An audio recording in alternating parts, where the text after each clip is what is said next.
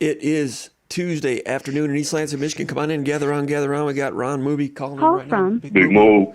Big Move, that's him. We're ready to go. To accept, press 1. To send a voicemail, press 2. Hey, Ron, Big Mooby, you there? Yes, sir. We are on the air right now. I just started the show. Thanks for calling. Thanks for calling in. Thanks everybody for hanging out. We're about 10 minutes late getting started, but we're ready to roll. A little bit out of focus with the camera here. We're going to work on that. It'll come around. Ron, it's Michigan week. Yes, sir. Michigan versus Michigan Yes, State. sir. You and I talked a little bit yesterday. I hope we didn't leave all our information on the editing room floor, but we're glad to be back talking Michigan State football. We're not ready to go just yet, but yeah, we're ready to go now. It looks like we're in focus. Michigan State 4-3 with a big victory, 32-20 over Iowa. A good Iowa team that maybe was not at their best on that day. Maybe Michigan State was better than the Hawkeyes expected, but Michigan State coming out of that bye week played with physicality, played with sharpness. Well-coached Michigan State team, and I'm going to start right there before we get into some things. I've had people talk to me, some people in the media that have been around for a long time, and some friends of mine that have been astute Michigan State followers for a long time. And they asked, when was the last time you saw a Michigan State team coached that well from top to bottom, both sides of the ball, all the way around? D'Antonio had some really good teams. Offensive coordinator situation was kind of up and down over the years with some really great high water marks around 2014, 2015. But in terms of all the way around, we know what Michigan State has on the roster. It's not a great all-star roster.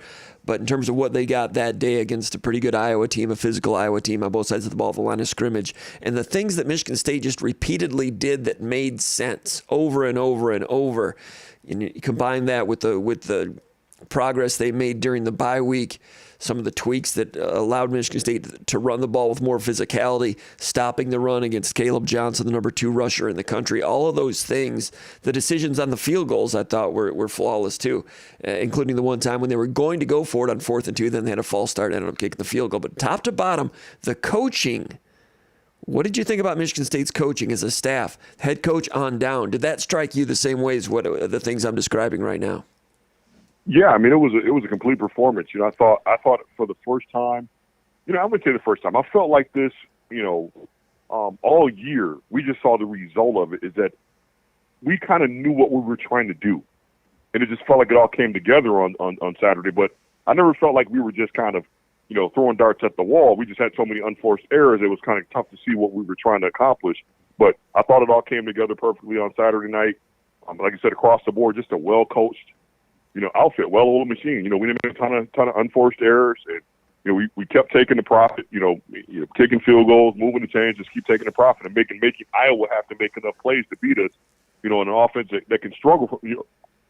Iowa can struggle on offense at times, and we didn't give them a short field, to help them out. And every time we scored, it was just adding more pressure to their offense to have them. They have to make a play, and every time we scored and had possessed the ball without a turnover, even more game pressure. And I thought we had a good approach, offense, defense, special teams, and that's how you end up winning football games against a really good Iowa team. The physicality in the run game, I did not see that coming. When I was trying to forecast what type of chance Michigan State had to win this game, I was expecting Iowa to win. By no means did I expect Michigan State to push them around on the interior like Michigan State did and rush for 212 yards against the Phil Parker defense. Your thoughts on the run game? You and I talked, we talk quite a bit before we do these things. And one thing we talked about is we were winning a lot of collisions, and I told you that. I said, if you're winning the collisions, that starts right there. And I thought we won a ton of collisions. And you and I, we talked, and I kind of texted some of the guys I thought were just getting after people. And I thought up front on both sides, we won our share of the collisions. And personally, I think that took Iowa by surprise. I don't think they were prepared. If you watch the film, you saw that we gave up inside pressure on run games and run throughs and stuff like that. So I think Iowa was a little caught off guard with just how physical, especially the interior linemen. I thought our interior linemen was probably the best game I've witnessed from an interior Michigan State offensive line in some time. Number 70 was mauling people, man. I sent you a text. I'm like, who's this number 70 kid? He's getting after people. I saw Parachek find work. 44 found work. So it was across the board. I thought again that we won a lot of collisions on the defensive side of the ball. I thought 88 was played a monster game inside. Everybody just did their part, and that's what makes football really a neat sport. is that if you get everybody pulling from the same side of the rope, these kind of things happen. Football's the ultimate team game. Ultimate team game. We've heard that over and over and over. Michigan State playing team football right now. You know, Jonathan Smith mentioned, you and I talked about this yesterday, you mentioned 88, Ruquan Buckley. Had about 7 or 8 snaps, but he's a house in there. Maybe more than that. Maybe 15 snaps this game. You know, third string defensive tackle coming in there. Jonathan Smith talking about Michigan State playing 17 players in the front 7. And this goes back to the first opening night against Florida Atlantic. Michigan State played a lot of players in that defensive front 7, second and third stringers, linebackers, defensive linemen. And we talked about how, you know, going into the season, I was like, am I reading this right? Michigan State all of a sudden has a lot of depth because, you know, a lot of the transfers coming in were starting to pay dividends. It's definitely starting to pay dividends when you keep those guys fresh, you know, keep bodies off of them. And I thought it showed up. It definitely showed up. And that depth, I wasn't sure that they had workable depth. I thought there was a chance for it when we just kept listing, you know, all these players that were in the playing group coming into the season. Had to see it to believe it. Then on opening night, a lot of them played and did some good things. And you contrast that to last year when Simeon Barrow, Maverick Hansen, and Derek Harmon were having to play so many reps at defensive tackle. Those 3 were, you know, playing all those reps at those 2 positions. Now there's depth up and down that front 7. And Smith mentioned he thought that paid dividends against Iowa coming off the bye week, taking on that excellent running attack. And the way they were winning collisions like you're talking about, Michigan State began with a 4-3 with Darius Snow playing more snaps than he has all year against Iowa that does a lot of 2-back or 2 tight end, you know, kind of heavier formation. So Michigan State was able to morph to a traditional 4-3. Snow played pretty well. You know, Jordan Turner played well. Halliday had a real nice stop on 3rd and short, shooting a gap with you know, a good read and good intensity to get a stop. I think that was Iowa's second drive.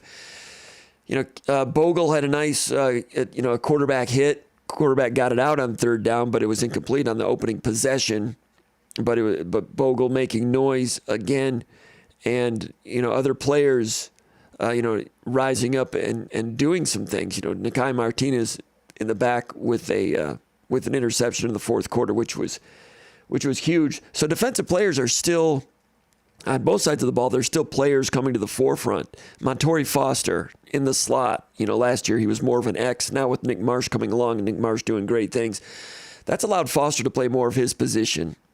And you know, he got open the first play of the second drive. You know, Michigan State drove down, established the run, kicked a field goal, got the ball back. First play of the drive. Michigan State's been dangerous and interesting the first play of drives with different things. They went to Foster for a gain of 36. You know, Nick Marsh, I think, kind of cleared things out, and Foster did a stutter and go. I think that was the one where maybe he showed hands like he was going to block and released, like stutter and go, almost like a crack and go, but it wasn't inside. It was, you know, he shows hands. Michigan State's, I think, in shotgun, and they fake a run, but just it's a look that I'm not sure Michigan State has shown. It's somewhat simple, but it's another example of what you and I have talked about throughout the season. Michigan State has wide receivers open like all the time. First play of the drive, Foster open by 2 feet or by two steps, again, against an Iowa defense that doesn't allow a whole lot of open windows. Michigan State just comes with a simple, I don't want to say simple, but it's a play action concept. Stutter and go, Foster's open, 36 yards. From the slot, working off of Marsh and the attention that he was getting. Coaching. Not only the players, but X's and O's concepts. They're marrying it all together with open receivers and a quarterback who's coming of age. I don't want to say totally coming of age. He's making progress. He's still an 18-year-old young man, right? Maybe 19 sure. now. But he's better than he was in September. He would be the first to admit that. Again, you could always see the raw materials. It was never a question of the kid's ceiling. It was a question of consistency and just putting it all together. And realizing that we don't need him to be a hero on every down. Just, you know, sometimes the defense is going to win that play, get on the ground and throw it away, get back in the huddle. And I keep saying over and over, if every single drive ends in a kick, we can live with that. Getting back to Childs, on the opening drive, some of the things that Childs, and I went back and looked at that first half when Michigan State was really setting the tone. Open receivers, slant to Marsh, gain of 19. You know, Iowa showed press, then they walked it back. And he went right to that slant area. Marsh gains 19. The coach is raving about Nick Marsh, this true freshman young man from River Rouge. Not only his talent, but his work ethic, his humble demeanor, and Smith and some of the coaches have talked about just his route running and understanding, reading coverages and applying the correct route is beyond his years. Not just the physicality, but there's a reason Marsh is making that has been so productive, and part of it is the mental side, his ability to read coverages. Your thoughts on Nick Marsh? Yeah, listen. Nick Marsh is a talent. I think we all knew that going into the season. But I think what we need to do is just focus on, the improvement of that group as a whole over these last 7-8 weeks, and tip our cap to Courtney Hawkins. But we talked a lot, and folks listen, we talk a lot. And I know there was some question marks coming out of that Florida Atlantic game, but I told you they had two NFL corners. Those guys are going to play on Sundays, and you saw that they were right in our receivers' hip pocket. But since then they've gotten back, gotten in the lab, and these guys are open, and you saw the timing looked a lot better with Marsh and the quarterback. But more importantly, Montorie Foster's been open all year. And to see him finally get, to make the connections with the quarterback, you can tell they got a lot of reps in the bye week, and it showed up on Saturday. Mm-hmm. But yeah, that group is playing well. I think if we just continue to build on this, there's an opportunity for some wins on our schedule. It'd be nice, go down there and get one this weekend and just keep building on it. And who knows how this thing might look, at season's end. But you and I talked. And we always said, and I'm sure this isn't anything that we made up. It's just I think everybody kind of knew this, that our season was kind of a three-part deal. The first 4 we could come out of that 3-1, 4-0. Then the next 4.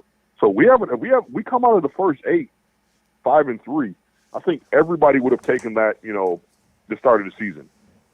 All the fans would have accepted that start of the season with that schedule. We had the meat of that schedule. We come out of this 5-3 with the last 4 to go. That's a lot of optimism. It's a lot to build on. So I think, go down there and get this one and keep building on the success.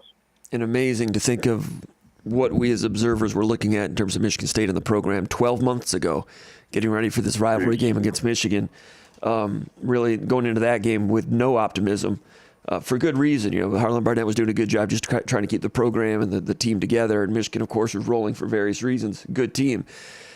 And if you'd have told, you and I had this conversation yesterday, if you'd have told us, if we'd have said, hey, man, 12 months from now, you're going to be having a conversation about going to Michigan and a lot of people picking Michigan State to win, we'd have been like, what? And Michigan State's got a chance to win this game. They got Aiden Childs. Been like, who? And they got, Nick Marsh is doing great things. Oh, they ended up signing Nick Marsh? Wow. And, they got guys, you've got, you've got, Jack Velling is a threat. Who? Nikai Martinez coming off an interception. Who? You're right. Ed Woods is playing pretty well at corner. You'd be like, who? And yeah, Jonathan Smith and this staff. Problems at Michigan is part of it too, and Michigan's going to be good on Saturday for at least a little while, maybe longer for sure. But for Michigan State to have a chance to go in year one of this program, I think I saw point spread back in June on the board. Michigan was a 24-point favorite in June. And it's steadily declined since then. Not that Vegas knows everything all the time, but the chance to get a win, get to 5-3, go 2-2 in this so-called gauntlet, and to think that the game the next week against Indiana might turn out to be more difficult than this one. Don't want to say that too quickly. Michigan State has a lot of work to do. They've had some penalties in the red zone that have hurt. Michigan has a good defense, can present a good running attack. A lot of work to be done. They're hard to beat at home. Michigan's has not looked good the last couple of weeks. They were tied with Washington in the fourth quarter. That was on the road, lost, bye week, and then on the road at Illinois, really a low water mark. So going back home to Michigan Stadium, where they nudged past Minnesota, nudged past USC, it's still hard to beat them there. So nobody in East Lansing's counting any chickens, but the opportunity is there to get to 5-3, and how strange that seems 12 months after the low point. Absolutely, and I think it really just comes down to, to continue to build on what we saw coming. And, just tighten up things. The game plan shouldn't be much different against those guys than it was against Iowa. Probably be more extreme in terms of defending the run and not turning the football over and not giving them short fields. I think, if they have to drive the length of the field, consistently without big plays, I'll take my chances on that all day because I don't think they can pass the ball to beat us. So, no fluky plays, and they're going to throw out all the stops with trick plays and all the gimmick gadget stuff, and I guarantee it. We're going to see it early so they can get some confidence. But to me, that's fine. Just stay true to what we're trying to do, and we'll be okay. But back to your point, 12 months ago, if you'd have told me we'd be sitting here discussing having a chance to go 5-3 out of the first 8, with wins against Michigan and Iowa, and have that kind of optimism, it didn't feel like that would have been possible. We thought this was going to be a long way back, and I got to credit this staff on their portal evaluations. I mean, their hit rate on the portal, and not necessarily finding stars, but just finding guys that could come in and play good football, help you win games. What are they back 800? I mean, it's really impressive.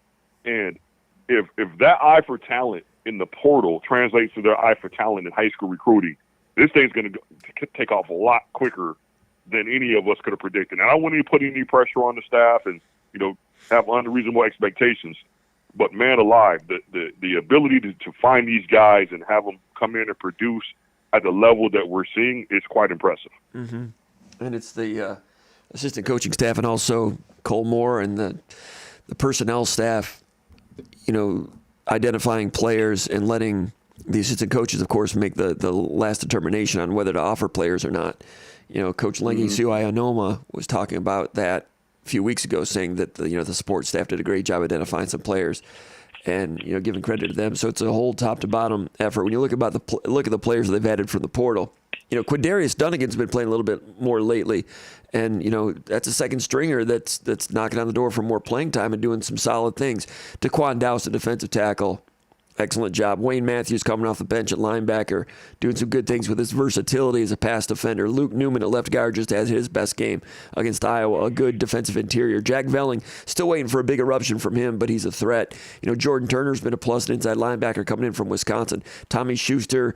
I'm going over all the guys they brought in from the portal. You're talking about the hit rate. These are all hit rates. Schuster's a competent backup. Aiden Childs is good and getting better. Tanner Miller just had his best game. There was one play, Tanner Miller, let me see if I can find it. When Michigan State was establishing that run in the first half, I mean, he was good all night, but let me see if I can find it. I've got him down here for 3. Second drive, this is the drive when Michigan State goes up 6-0. It's 3rd and a long 4, almost 5. They're at the Iowa 46-yard line. Michigan State runs outside zone to the weak side. Carter gains 5 or 6. Tanner Miller gets into number 95. It's 95, I think, Graves. It gets into Graves' inside zone, crosses his face, and then, Graves is trying to two-gap him the way Iowa does.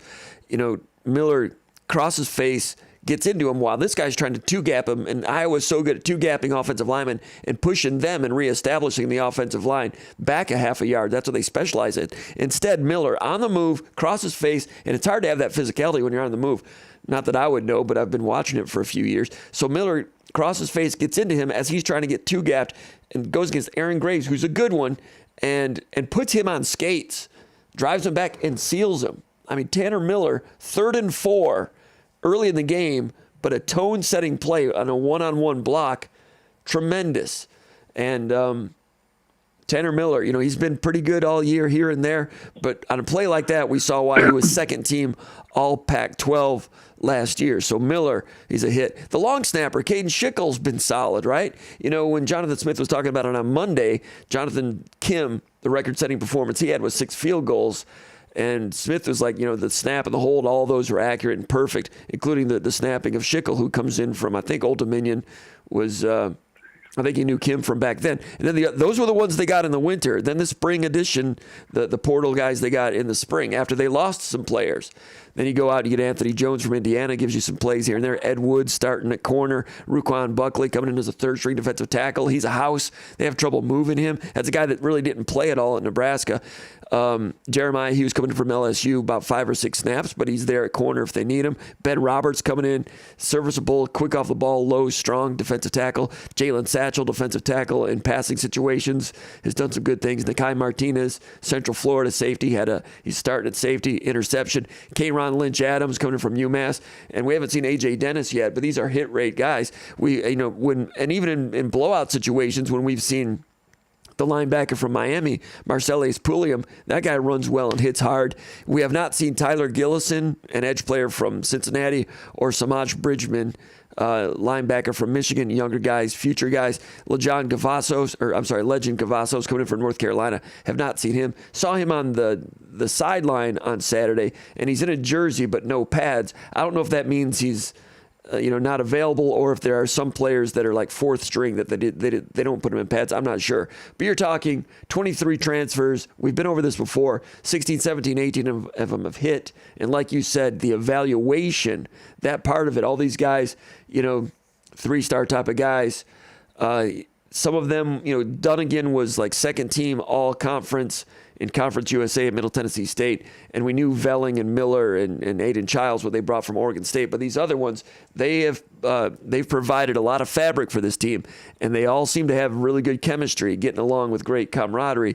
So they got some good personalities too. I made this post on the Underground Bunker message board. I said these guys are all getting along real well. They've got multiple first-year captains. It's like they're getting along well, and they're pulling in the same direction. Like you said, it's like, they haven't known each other real long, but it's like summer camp counselors who get together for like in a short period of time and just come together and get it done. That's part of it too. And some of that comes from the top also, with Jonathan Smith putting a lot of time in to make sure everybody knows everybody's story as best they can. And it's they're still working on it. I mean, they've got a big game to try to win on Saturday, but we're just talking about how it's teed up for Michigan State to continue to march forward from where they are right now, and they've already come a long way with all those things that we talked about. Absolutely. And I think if you just, again, it's one of those things where you just keep, I think where these kids, I guarantee they're just dying to get back to work after that win. Just dying to get back after it. Just keep building on it. And like you said, the hit rate, I was watching film and I was writing down numbers of guys that were winning collisions. 65 was winning their share of collisions. I thought Parashek came in on Parashek came on, I think it was the first drive, an outside zone, and he just annihilates the corner that's setting the edge, and then 65 cleans up, and Carter runs, gets the first down untouched. I mean, he runs 6-7 yards before he's touched. I mean, that just doesn't happen against Iowa. And their corners are very good at defeating blocks. And like you said, Parachek, who's still finding himself as a blocker on that play, 1st and 10 at the 40-yard line, I think it was, on the first drive. Under center, toss sweep to the short side, Carter gains 12. Luke Newman on that one reaches number 94, Yaya Black, secures him. Tanner Miller, really quick, past Graves, and gets out to the middle linebacker. And like you said, 65 left tackle, Stanton Ramil on a wide split. Sometimes the left tackle, they kind of do that a little funnier, where that left tackle is it's a wider split than is normal. And I'm sure they've got some tangents coming off the other way on that at some point. But if you watch that closely, you probably saw it. He not only is it a wide split, but the ball is snapped, and he delays a second before he gets out front as a pull blocker out front. And he gets Nick Marsh is coming down for a crack block. Which ends up being like a pin and pull for him. But was Ramil late getting off, or was it supposed to be that way? We don't know. I think to me, it looked like he didn't want to get in the way of the tight end. Mm-hmm. You know what I mean? And because Parachek's coming in motion, and he gets out in space to the corner. And they talk about tweaks that they did in the run game. We've been asking the coaches and players Monday and Tuesday at interviews, and even after the game on Saturday, what did you do differently to get the run game going? And they keep talking about, they looked at film and, altered some techniques a little bit and got into more of all the things, more of a philosophical, physical mindset. That's like the third thing they mentioned. They talk about tweaks and just little things that they saw that they wanted to do differently. Of course, they're not going to tell us everything that they changed, but they changed some things, and you saw some things blocking-wise that were just a little bit different. And I wonder about that one and some other things in terms of the blocking choreography, or whatever you want to call it, was just really dialed in. For sure. I'll tell you something I noticed. I mean, just it is a night and day difference. Not only the physicality, but just how well we handled Iowa's little twist. I mean, they'd been giving us trouble all year, and I didn't see a single one where it looked like we had a guy running free on a twist. And yeah, they're good with their stunts. Going back to the Perla stuff that they still run. Exactly. Yes. Backs were good in pass pro. It just seemed like I said, you could tell that we spent a lot of time in the bye week doing some self scouting. That's the only way you get this much improvement across the board in such a short period of time. And you could tell they spent the staff spent a great deal amount of time on a deep dive looking at our tendencies and just probably charting every single play, going back and just watching every single play so far this year, and just grading them out and seeing where the plays broke down, and then just coaching to that, because you can see, man, guys are locked in on their assignments, the discipline. I mean, everybody's getting their gaps physically. Like this, I saw us shooting gaps and spiking on run plays. I hadn't seen any of that all year. A lot of this stuff kind of looks similar, dare I say, to some stuff we ran under D'Antonio. We'll talk a little bit more about the linebackers and the fast flow, because it's the antithesis of what we talked about after the Oregon game. I want to stay a little bit more with the offensive line blocking. I talked about the play where Tanner Miller crossed face with Graves and sealed him to the outside. On that one, it's one-on-one blocking, so he didn't need a double team there. That was a 3rd and 4 on their second field goal drive, picking up 3rd and 4 against Iowa. And Miller puts Graves on skates, seals him. Mm-hmm. It's inside, but they didn't need to spend a double team on Graves to move him. Not only did they get it done, but they had the confidence on that call inside, which a lot of the calls, depending on what the front is, and they come to the ball and they make adjustments there. Miller took care of 95, but also Brandon Baldwin, who had some problems later in the first half. But on this one, because Miller could take care of Graves all by himself, Baldwin didn't have to hang up in a double team combo. He got straight out there to Jay Higgins. And Jay Higgins is maybe the best college middle linebacker in the Big Ten. Might not be the best pro prospect, but just an excellent inside linebacker. Higgins, 34. So Baldwin can get right out to Higgins, and he took care of him. And Higgins, I was watching Higgins all week. And one of the great things about Higgins is he just defeats blocks all the time. Offensive lineman, 300-pounders coming at him, all season. He just kind of defeats them and just defeats blocks. Not in this game. Baldwin got out to him. There were times when Higgins had did his thing. But this play, 3rd and 4, Baldwin got out to him. And now here's another one. Very next play, 1st and 10 to the 41-yard line.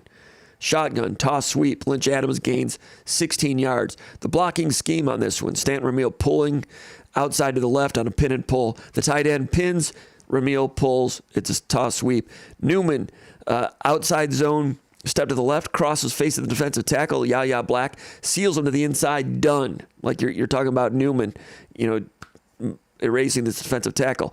Montori Foster, crack block, coming inside against Higgins. I just told you that Higgins has been great all year at defeating the blocks of 300-pounders. Montori Foster, the wide receiver, comes in, and Higgins does not defeat that block. So Higgins gets on Foster, and Tanner Miller is uncovered, gets out to the backside linebacker. And this is what we're talking about choreography here, okay? This play, Parachek on the pin and pull, didn't quite keep the defensive end contained to the inside. The defensive end defeats Parachek's blocks and gets out there, so the toss sweep is not quite there. But Lynch Adams cuts it back to daylight and goes for 5 yards and then 10 yards after contact for a total of 15. But this is what's interesting. Foster on the crack block takes care of Higgins. Miller, this is where Miller's good. Miller's uncovered. He charges out to the backside linebacker, trying to cut him off because it's a toss sweep this way. The backside linebacker identifies it and beats him, so he can't quite get to that backside linebacker. So what does Miller do? He can't get him, pin him from running the alley here. So he gets behind him and just takes him where he wants to go and pushes him further. So it's Miller making an adjustment on that. I would have to, Miller was available for interviews today, and I didn't get a chance to really ask him about this. But the play's supposed to be sweep to the outside. Parachek doesn't quite get his block done, but that's okay because the running back's got some vision, and Miller is making an adjustment, taking him where he wants to go. And that was that cut back, all that daylight. It's almost like the play had a plan B as it's coming along, not necessarily that particular play, but all plays do. Tanner Miller, with his experience, can change it and push it the way where it wants to go. And the choreography, the details, these guys getting on the same page. On a 1st and 10, that thing goes for 15 yards. And Michigan State didn't block it perfectly, but made it work. That's part of it too. You're the other team's defense. You're like, well, that kind of sucks. We kind of we defeated a couple blocks and didn't get it done. But in the meantime, Montori Foster blocked Higgins, who's one of the harder linebackers to block in the Big Ten. Wide receiver blocking. Absolutely. You saw bodies on bodies, winning collisions. The offensive line, so the choreography, the timing, it just all came together. And it's so many. And we could spend we could spend hours talking about how many guys, when the opportunity came to just do their job and make the play, do their 111, did exactly that. And this is across the board. But this offensive line, you're right, they deserve a little bit more emphasis because they've taken their lumps, and for them to come out and perform the way they did, just so many guys had good days and found work and put bodies on people. It was good to see. I didn't see that coming. And you mentioned Newman. There were some times when he got into guys and moved them off the line of scrimmage, played really well. I mean, the interior offensive line. I mean, the interior offense. I mean, look, I thought our tackles had pretty good game, and I thought they've been playing decent. For the most part, showed some flashes all year. It just had been some of the leaks from the interior offensive line. But I didn't see that this week, and I went back and watched the film a couple of different times, and boy, I tell you, these guys were getting into people. 70, 61, 66, 65. They were getting into people.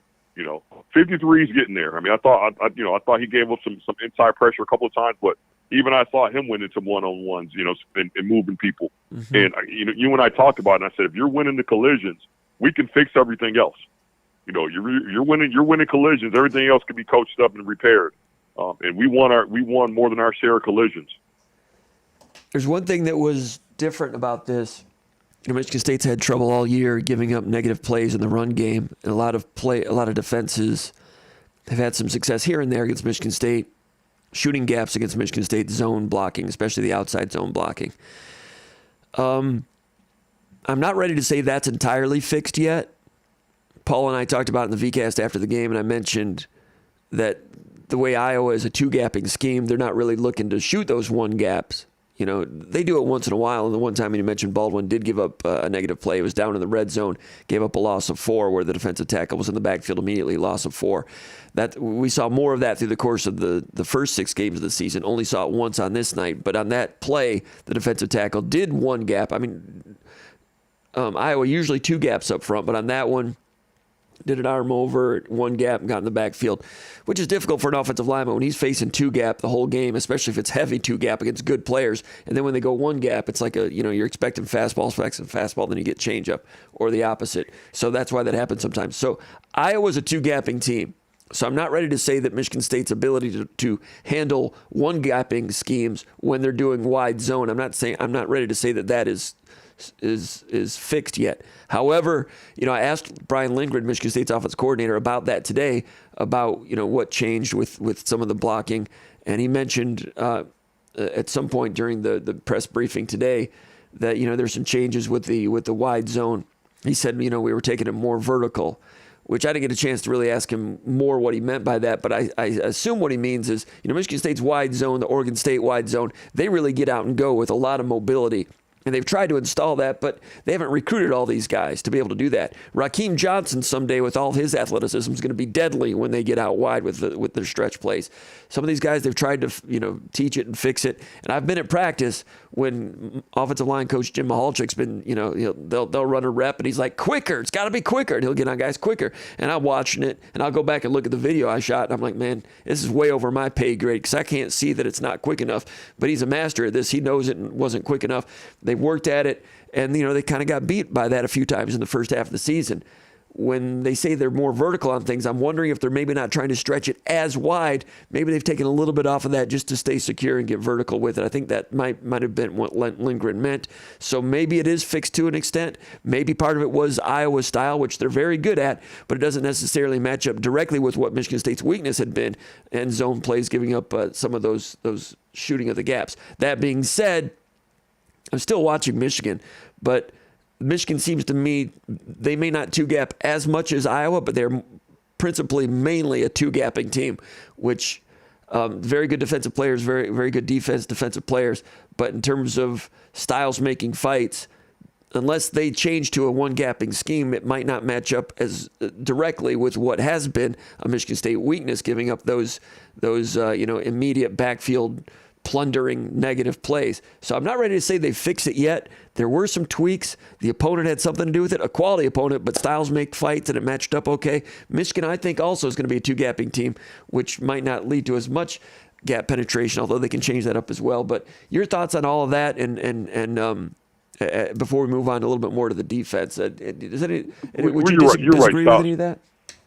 No, not really, because styles do make fights, but at the same time, you got to go out there and execute, and I thought, sure, Iowa two-gap and probably, had something to do with that, but I thought really from the opening bell, our kids went out there with the right physical attitude, 210 straps and just got after people, so styles make fights, but you got to also go out there and deliver it. I thought our offensive line, our tight ends, our backs, I thought everybody had the right physical disposition and then showed up.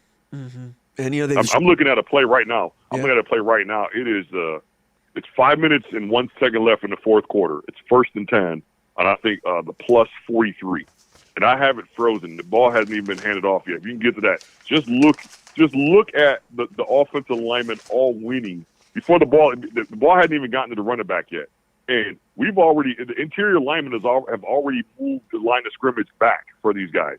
So when he gets the ball, the interior D linemen are probably 4 yards down the field. I mean, this is impressive. It is an inside run, and our interior linemen just maul people on this play. And that was 1st and 10 on the 42-yard line? Is that 1st and 10 on the 42-yard line? 1st and 10, yep. Yeah, 5:01 left in the game. Mm-hmm. It's 1st and 10. We're up 25-20. Just look at that play and look at the interior offensive lineman on this play. I mean, it is really impressive. You got Tanner Miller with the combo block there, right? Yep. You got Tanner Miller with the combo. Gain of 15 yards. 14 are after contact, if I'm not mistaken. Even though they got some push there, Lynch Adams with some yards after contact. I mean, there's a guy on the ground. There's a guy on the ground. I mean, he's gotten mauled. The linebacker's trying to break free. I think Lynch Adams splits that because it's just an arm tackle because he couldn't get a clean release. I mean, it's just physically, this is impressive. This really doesn't look like we're tricking you. This is, man, we're going to go hat on hat, and we're going to win inside, and then we're going to crease it. And that's exactly what happened. And, I mean, these are body blows, man. Iowa's arm tackling, and guys they're not rallying to the football. This is you won. I mean, you won the game. You won inside. And 94 is a stud. I mean, he's a good football player. Yeah, Black. Yeah. He's a good football player, and I thought Black, I think is his name. Yeah, in pre-snap read, I said, man, Graves and Black. I said those guys are going to get some All Big Ten votes this year. And 94, 95. Yeah, but Michigan State took care of those guys, man. Yeah. I mean, I didn't see them, controlled. I mean, they were dominant against Washington. They were dominant, and maybe they need a bye week. I don't know. Yeah. But man, I'll tell you, they just. I saw our interior linemen, and like I said, I keep going back to this. But our interior linemen won a lot of the one-on-ones, won a lot of the collisions. They were the ones reestablishing the line of scrimmage, and it was just a treat to watch. Yeah, the play. Even on this goal line, 1st and goal play, to basically seal the game, we won up front. Mm-hmm. And Carter was able to 1st and goal. Carter cuts inside, touchdown right to the 1 yard. Oh, that was to the 1 yard line. The 1st and goal, the 1 yard line, or 1st and 10 to the 12. Yeah, 1st and goal, the 1. Okay. Yeah, I'm just looking at my notes. I don't have it queued up right now. I'm just going off my notes. But I mean, we won the line of scrimmage on this play. I'm looking at, 66 just caves this thing down. I mean, and he's standing there. He knows if you see it, he knows he did his job. I mean, he just collapses this entire thing. And he puts his arms up and celebrates them. He mashes 94 into the ground. Talking about Ashton Lepo, the right tackle. Ashton Lepo's celebrating. He didn't even look at the touchdown. He's standing over the lineman with his hands in the air. They got to feel great about it because the offensive line's been beleaguered much of the year, and they didn't do any substituting. They stayed with 5 for the first time all year. They stayed with 5. Also, the wide receiver position. You can see these guys were. Go ahead. they knew they were performing. You know what I mean? Uh-huh. They knew they were performing. They knew that they came out and put down a nice performance against a formidable opponent. Yes. Iowa's no slouch. You don't Right. push Iowa around. No. Even in their down years offensively, they still going to find good defensive linemen and good old linemen. Yeah. And the performance that offensive line just put down. Look, and here's the thing, though. This is the Big Ten. Guess what? You got to do it again this week. Every week. The job doesn't get any easier with those two D tackles that school down the road has. I mean, they have two good D tackles. Grant and Graham for sure inside. Yeah, they have two good D tackles. And they're going to be juiced up early. And, just weather the storm. If we can get out to a lead early, put game pressure on them, even better. But you don't have to try to win the game in the first 5 minutes. Weather the storm. That crowd's going to be cranked up. It's going to be, might be their last stand. Who knows how that season will turn out? Right. Looking at their schedule and what they have left, this might be their last stand. It is. So I expect them to come out, guns blazing to try to get a lead and get that crowd juiced up. But the way our offensive line performed, I mean, it looks like that's something that you can duplicate. Because again, it wasn't a gimmick. Right. That was physical. Yeah. And the physicality part, I don't know. I understand tweaking things and, getting in film and doing these things better, but I don't know where the physicality came from. Like, just, other than the bye week. Yeah. It's the bye week, and they're not playing Oregon or Ohio State. Yes. And all of a sudden, they've grown. And, they shortened the bench. They just played 5 offensive linemen. They only played 4 wide receivers, the 3 starters. And then Isaiah Johnson came out and did some damage. But they shortened the bench. With Masunas being out at tight end, they shortened the bench there. It's Parachek, Filet, and Velling, just 3 tight ends, whereas they've been playing 4. I mean, Jay Coyne came in and played some blocking back here and there. But it was a shorter bench on offense where there was a lot of players on defense. That goal line play you just talked about, first and goal to the 1 yard line when Michigan State scores to go up 32-20. Did Iowa check in and go with 6 defensive linemen? Was that a goal line defense that they blocked on that one? Take a look. I've not studied. It happened once, and I've not gone back. I'll go back to it. I'm not far enough. I've not studied that part of the game yet. I've not gotten to that quite yet. While you're looking that up, talk a little bit more about the Michigan State and the defense before we start talking about the Michigan game and some of the matchups and so forth, and the psychological thing there. After the Oregon game, and you can interrupt me when you look to see what Iowa was in, whether they were able to check into 6 defensive linemen, because that's something over the years they've done very well. Not only a 2-gapping team, but when they go goal line defense and everybody 2 gaps, it's been hard to get a yard against them over the years. I will say this about Iowa. They returned a lot of veterans from a very good defense. I think maybe 10 returning starters, and then they had a transfer come in from somewhere. But defensively, statistically, they have not been very good this year, and I'm having trouble figuring out why. Everybody knows Phil Parker's great. Did he win? He might have won the Broyles Award last year for Assistant Coach of the Year, and they had everybody coming back, and for some reason, statistically, Iowa's defense has not been as good this year, and Michigan State went rushed for 212 against them. Did you see the goal line? Did they bring in, was it a six-man goal line? Yeah, they were in a 6-man line. Okay, and Michigan State still just dominated it? Still won it. Yeah, still went up front. Wow. Okay, that's no joke. All right, last time we did SpartanMag Live, we're talking about the Michigan State-Oregon game. We looked at that again, and you and I arrived at the same observation that Michigan State was, by choice, was kind of keeping the linebackers kind of conservative, staying with 2 safeties. It's a pick-your-poison type of thing against Ohio State and Oregon.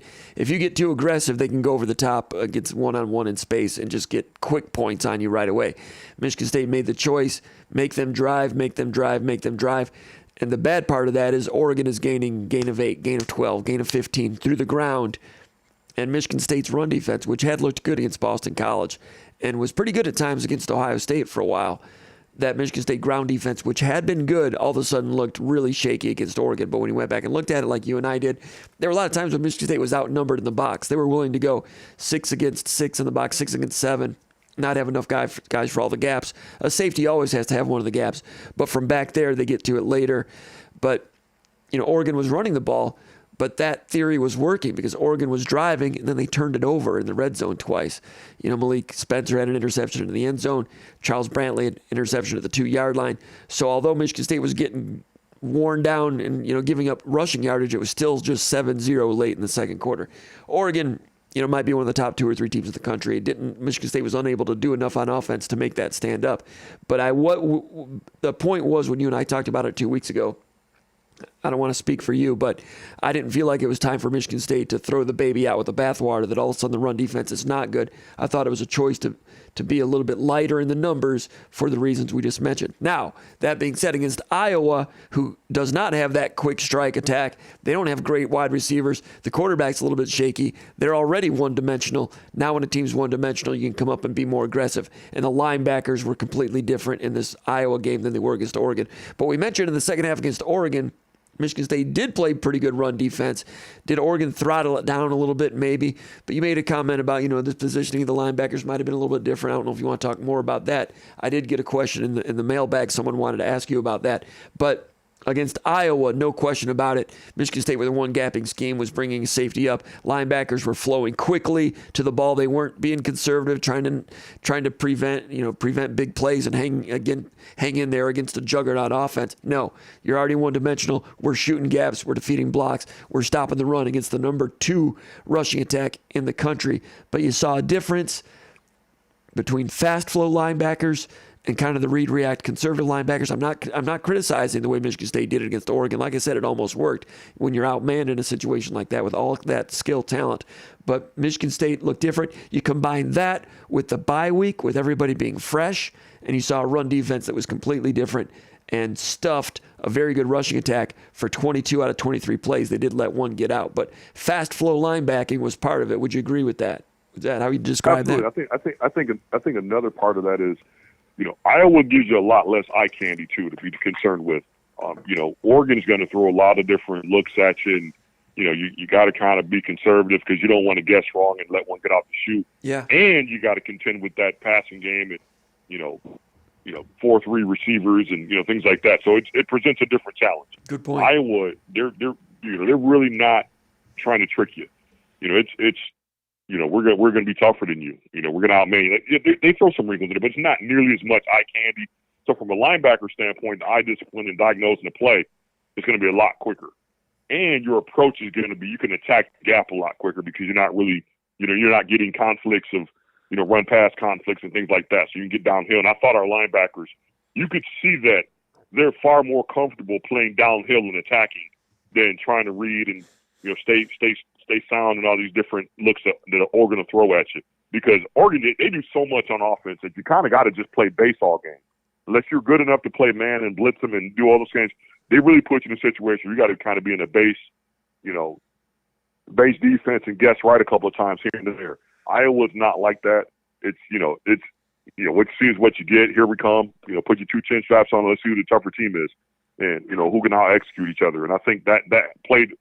Again, styles make fights. I think that played to where we are right now. We could play a physical game,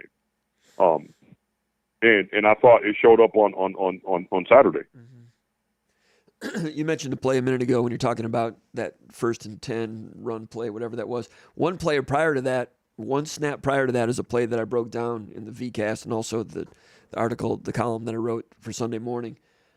2nd and 19 after Stanton Ramil's holding call, and that's when Childs completion out to Nick Marsh for a gain of 24 into the cover 2 hole.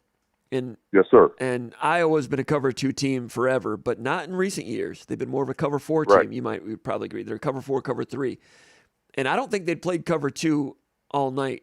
If they did, I didn't notice it. If it was on, maybe the routes didn't declare it that way. But here in a key situation on 2nd and 19, Michigan State's up 25-20, 34-yard line. At Michigan State's own 34-yard line, 2nd and 19. Tough situation. This game's starting to slip away a little bit. I don't know what the ESPN percentage of winning percentages were, but they're probably creeping maybe back toward 50%. 2nd and 19. Sure. I wrote it down as the turning point of the game. 2nd and 19. Game-winning play. They show cover 2. Game-winning play. They show cover 2 and Aiden Childs right on top of it. Michigan State's they've got a smash concept, a high-low on as part of it. They don't know what the coverage is going to be, but as the coverage presents itself, I think Foster was probably the short man and Marsh was the guy going into the hole. The receivers run, they recognize it right away and they go right to the high-low concept. Childs recognizes it right away. And when Iowa's at their best with cover 2, they're so good with their steps that they have a way of closing both windows, right? of making both windows tight. And that corner who's clouding it, but Childs does a great job manipulating that corner. Yeah, with Childs a couple won of pumps. that play with his eyes. Yes, he won that play with his eyes, holding that corner on that little short route. Pumps it to the low. He absolutely won that play. And that freezes that cloud guy right there, which opens up the window for back here. Rope, dime, on time, and the route of Nick Marsh. He's kind of threatening, like he might go deep or go to the post before he breaks out to that cover 2 hole. So that safety's got to kind of stay there for a minute. So those 2 windows don't close as much as they do when Iowa usually plays teams. But this 19-year-old quarterback and a true freshman wide receiver were coached and carried out to manipulate cover 2 the first time they saw it that night on 2nd and 19, the most important play of the game. And I was like, holy crap. That's some talent right there. Coachable talent. That's some talent. That's some confidence. Some gray matter. That was impressive. Yes, sir. Confidence. I mean, that's a winning play. I mean, that's you know what that is. That's like, hey man, we're not going out here and we're going to run it 3 times and punt the football. It's 2nd and 19. Most game plans is look at the clock. Let's try to get half of that back on 2nd down, and then we'll see where we're at on 3rd down. No, sir. We're going right to our stud receiver. Quarterback, receiver, O-line, everybody executed, bang, 1st down, move the change, game over. I mean, that's when you hear coaches saying taking things from the film room to the practice field to game day, that's what they're talking about. Because that's a program execution, right?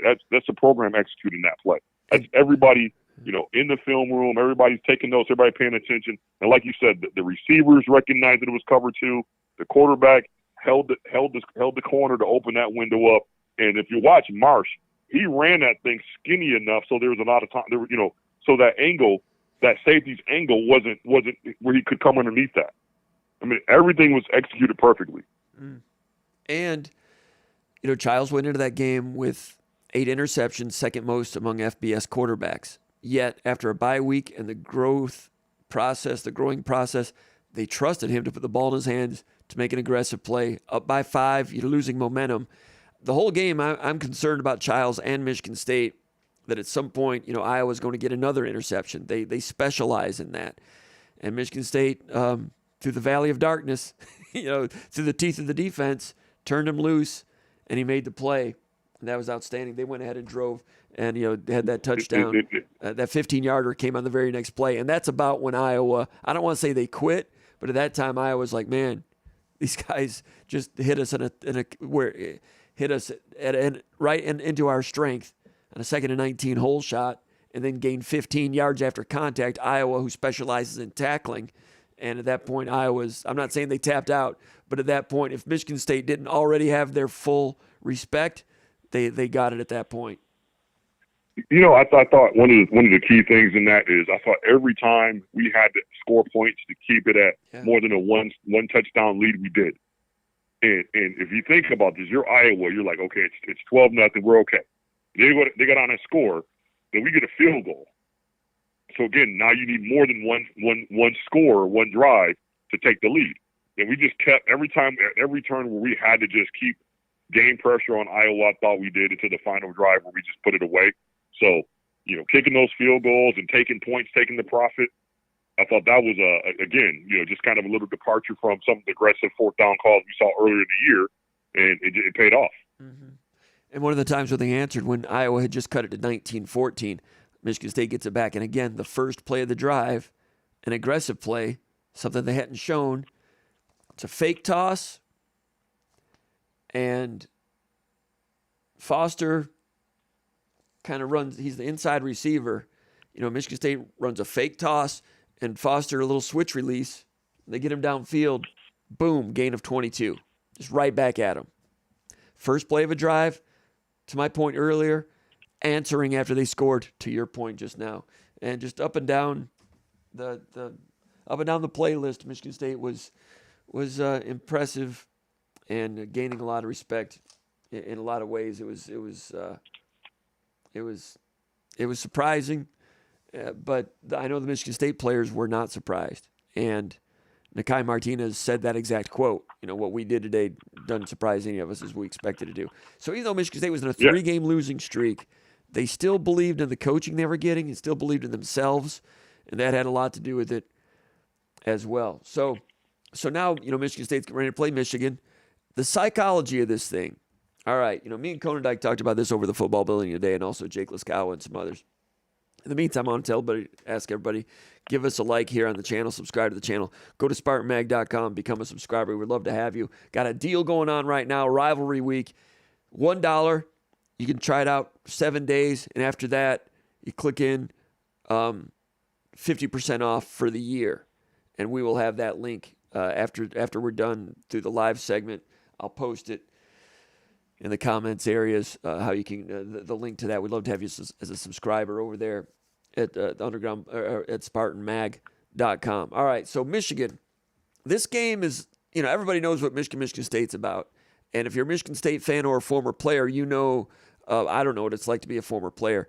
But for the fans, I don't know if hatred is too strong of a word, but there's just this, what the rivalry's about. And with that comes some anxiousness, some nerves, I would think. Ron, as a player, you might disagree with that, but I know fans, just some unsavory psychology going on there. That's for fans, but for players, in a lot of ways, even more so. Like Harlan Barnett used to say, he said, man, Perlis used to just make us hate those guys, and he said that with glowing terms. Mark D'Antonio used to have the countdown clock, and they would get bothered by what they perceived to be Michigan, just all the things that were going on. I don't need to go through the whole list of it, but any time in that football building, I'm guessing in the month of June, you could walk in there and there's just a palpable hatred for Michigan, or as Mel Tucker called them, the guys down the road. It's gone on for a long time. Mark D'Antonio talking about the dark spot on his soul for Michigan. You guys all know that. Now, it's different. Jonathan Smith is still learning about the rivalry. He's done some research this week. The players, Tanner Miller, Brian Lindgren, the offensive coordinator, looking forward to playing in a rivalry game. He's excited about it. Tanner Miller's like, yeah, big-time game. It's going to be fun. Fun? You know what I'm saying? I don't know if it's good or bad. And there's 61 new players on the roster, and they're being indoctrinated into it this week. But it's different to do it in 1 week than for a whole year with a countdown clock. And like I said, in the month of June, it's just always frothing. So when Michigan State plays Michigan, we've seen it time and again. Michigan State goes out there, like as Lawrence Taylor would say, like a bunch of crazed dogs, right? Ron, you tell me, 61 new players on the team. They're being indoctrinated by assistant coaches, Courtney Hawkins, Demetrius Martin, veteran players, Montori Foster, Maverick Hansen, Angelo Gross. There's guys that have been here for a long time, but for a lot of players, it's going to be their first Michigan State game. Tell me about Michigan State's psychology. Are they going to have, I don't know if I should say that, are they going to have the proper construct of, holy war intensity that Michigan State usually? Okay, go ahead. Let me tell you something. Okay.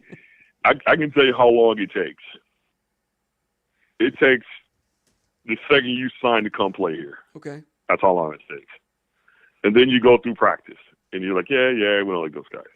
But then you get out there in warm-ups, and it becomes real. Everything you've heard about them is just right in front of you.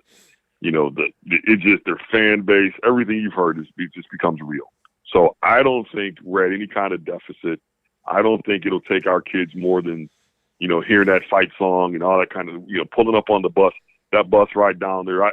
Trust me, I'm not in the least bit concerned that our players that are new to this rivalry will have anything other than the same level of intensity and focus that guys that have been in this before have. I mean, it's just something that when you get here, and that game is always circled on the calendar no matter what our record is. We want to go down there and put pads on people and come out and get back on the bus, up 96 with a W. So I don't think our kids will be any emotional disadvantage or anything like that.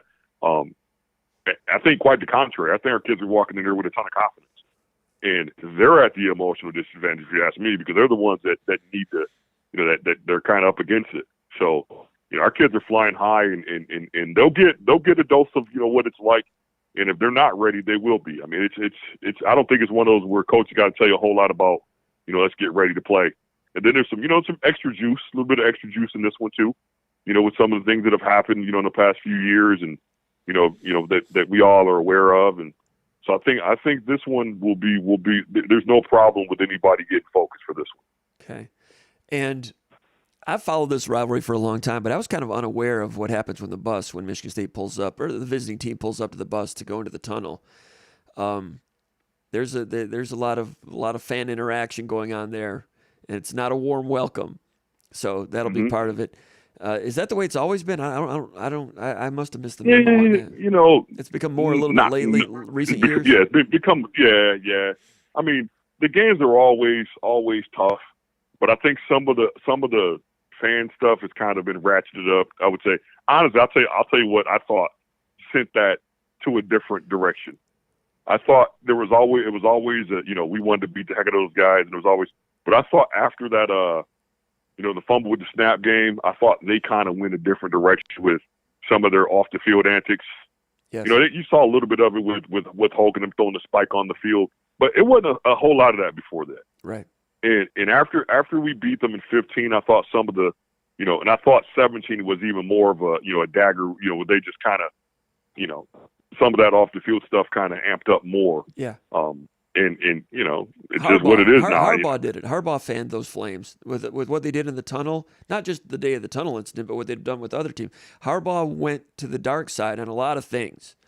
We can talk about the tunnel incident and all that, but one thing that I wrote is that never would have happened if Schembechler was the coach. Say what you want about Schembechler, right. But Schembechler kept, you don't do any taunting, you keep it in here, you celebrate as a team, whatever. Right. That never would have happened. Sure.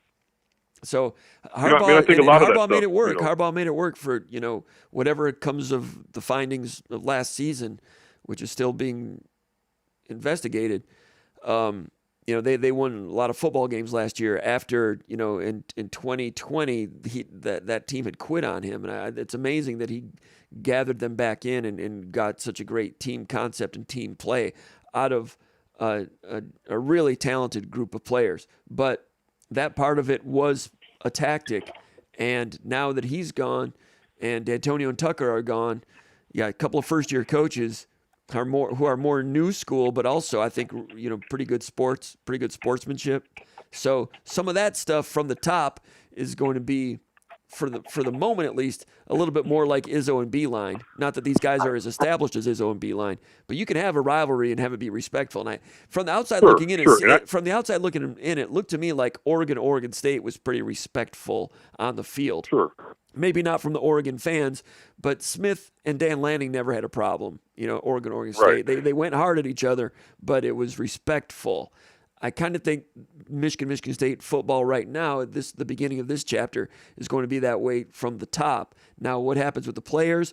So now, like you said, Michigan is their last stand. They're circling the wagons. They're in panic mode. 4-3 is not where they're supposed to be. Michigan State's excited to be 4-3, just had a big win. Michigan wheels are coming off. They're lucky they're not 2-5 right now. So one way for Michigan to get things set back on track is to start posturing and bring back some of that swagger and maybe start throwing that stuff back at Michigan State. Maybe not. Maybe Sharon Moore's not going to go that, because we've not seen that this year, even with some of their victories.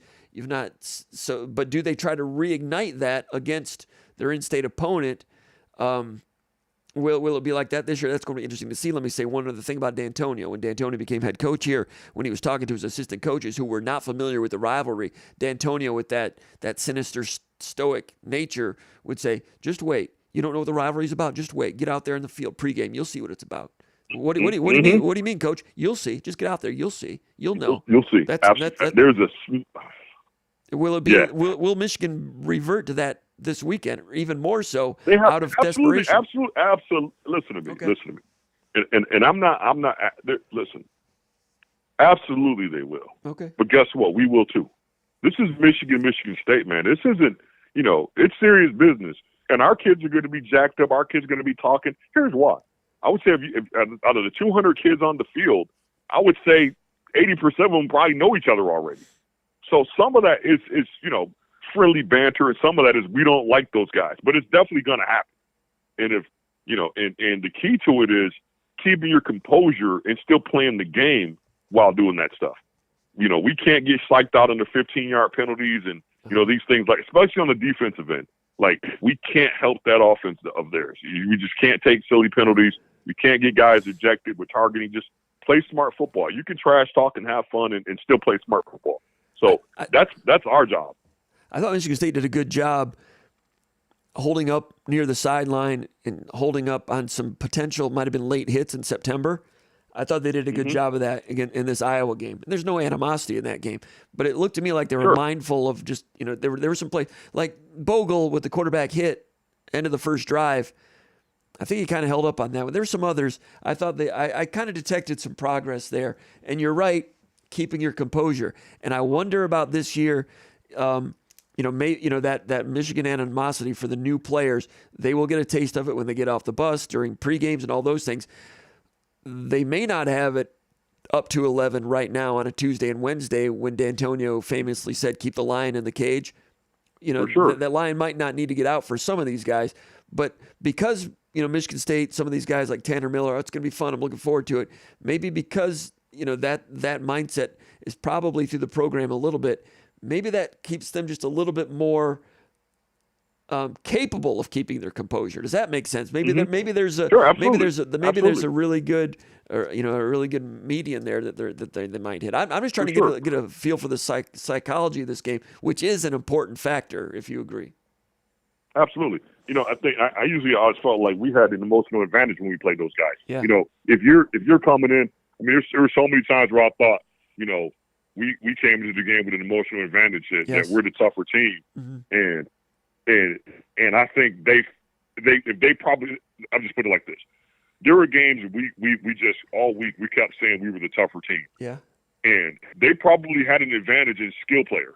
Yeah. But because we had said we were the tougher team all week, they came out and tried to play a tough guy game, and they weren't the tougher team. You know what I'm saying? It'd probably been better off for them to go out and pass the ball and spread it around and win with their skill guys. And instead, they kind of took the bait and tried to come hit us in the mouth, and that wasn't the path to victory for them. Huh. So, I think sometimes just we go in there with an emotional advantage, and they try to match that with end up playing right in our backyard. You know what I mean? And you're talking about early '90s Perlis era. I'm thinking specifically about the 1993 game when they had Amani Toomer and some of those guys, Tyrone Derek Wheatley. Alexander and those guys. Yeah, sure. And Wheatley was a running back, and he was great, but they kept trying to run Wheatley, and he didn't have much room that day. Exactly. Right. Again, we're going to prove we're the tougher team, and they want to come out and prove they're tougher, and they probably should have passed the ball more. If I remember right, it was kind of raining and stuff like that, but still, still they kept trying to run, off tackle and, just losing up front. We were just winning up front that entire game. And, the rest is history. And I thought there was been a couple other games where they kind of took the bait, but this year it's no bait. I think we're just going to go out there and play our game and stay, again, try to keep your composure, even if adversity, some bad plays are going to happen. It's a football game. Don't lose your mind. Don't let one play cost you two, and just keep moving forward. In the mailbag, got a question from Sola from Westland, Michigan, and I want to bring this up because it pertains to what we're talking about right now. Do you think Michigan State's offensive line can repeat their performance from the Iowa game against Michigan? That's pretty much the question. And I'll take that a step further. Can Michigan State repeat the ground success they had against Iowa? Now, Michigan State rushed for 212 against Iowa, and it was a real 212. Now, the quarterback had about 50, but it was a real 212, and then in that there was not like a 65-yarder that padded the stats. These were chunk gains, gain of 5, gain of 8, gain of 12, gain of 5, gain of 8, gain of 12. Can they repeat that? Iowa's a good defense. Michigan could and should be a little bit better. That being said, Michigan's defense, you're asking for Michigan State to repeat this. First of all, in the previous 4 games, Michigan State rushed for 59 against Oregon, 2.0 per carry. Rushed for 49 against Ohio State, 1.9 per carry. One game prior to that at Boston College, rushed for 127, 3.8 per carry, not bad. Then they go and erupt for 212 against Iowa, 5.3 per carry. The Michigan defense, You go back in recent games, 3 games ago, they held Minnesota to 38 yards rushing, 1.5 per. Now, Minnesota got behind. I guess I've not watched that game yet, but they came back throwing the ball, I assume. I don't know. Then Washington, I did go through that game. Washington rushed for 114 yards, 3.3 yards per carry. 1 week before the Minnesota game, they played USC. USC rushed for 96 yards, 4.6 per carry. So you're looking at 96 yards, 38 yards, 114 yards. Michigan's defense came in. They were great last year. They were supposed to be very good again this year. And then they go against Illinois, coming off the bye week, and Illinois rushes for 187, 4.9 per. So you got Michigan State's offense and Michigan's defense kind of going in different directions. Your gut feel, where does this end up? I think somewhere in the middle. I think they're a tick better than Iowa up front. I think their linebackers are far more active. So I think that getting the second level might be a little bit more challenging for our offensive line. Just I think Michigan's linebackers flow a little bit faster and attack downhill a little bit quicker, which, might open some other things up in the run game, like screens and things like that, jet sweeps and those things. Doesn't have to always be, inside the tackles. So however you manufacture the yards, they all count. Do I think we can do I expect to see us line up and, mash guys for 200 yards? You know what? No, this is short of it. No, I don't expect that. But if that were to happen against this front that they're going to see, that certainly changes my feel for the rest of the season. Because if that offensive line can go out there, even if we don't win the game, but that offensive line goes out there and repeats that performance, good luck. Look out the rest of the year, because that was a really good performance up front. If they go out and repeat that same performance, I like our chance to win the game. But more to the point, I like how we look moving forward the rest of the season.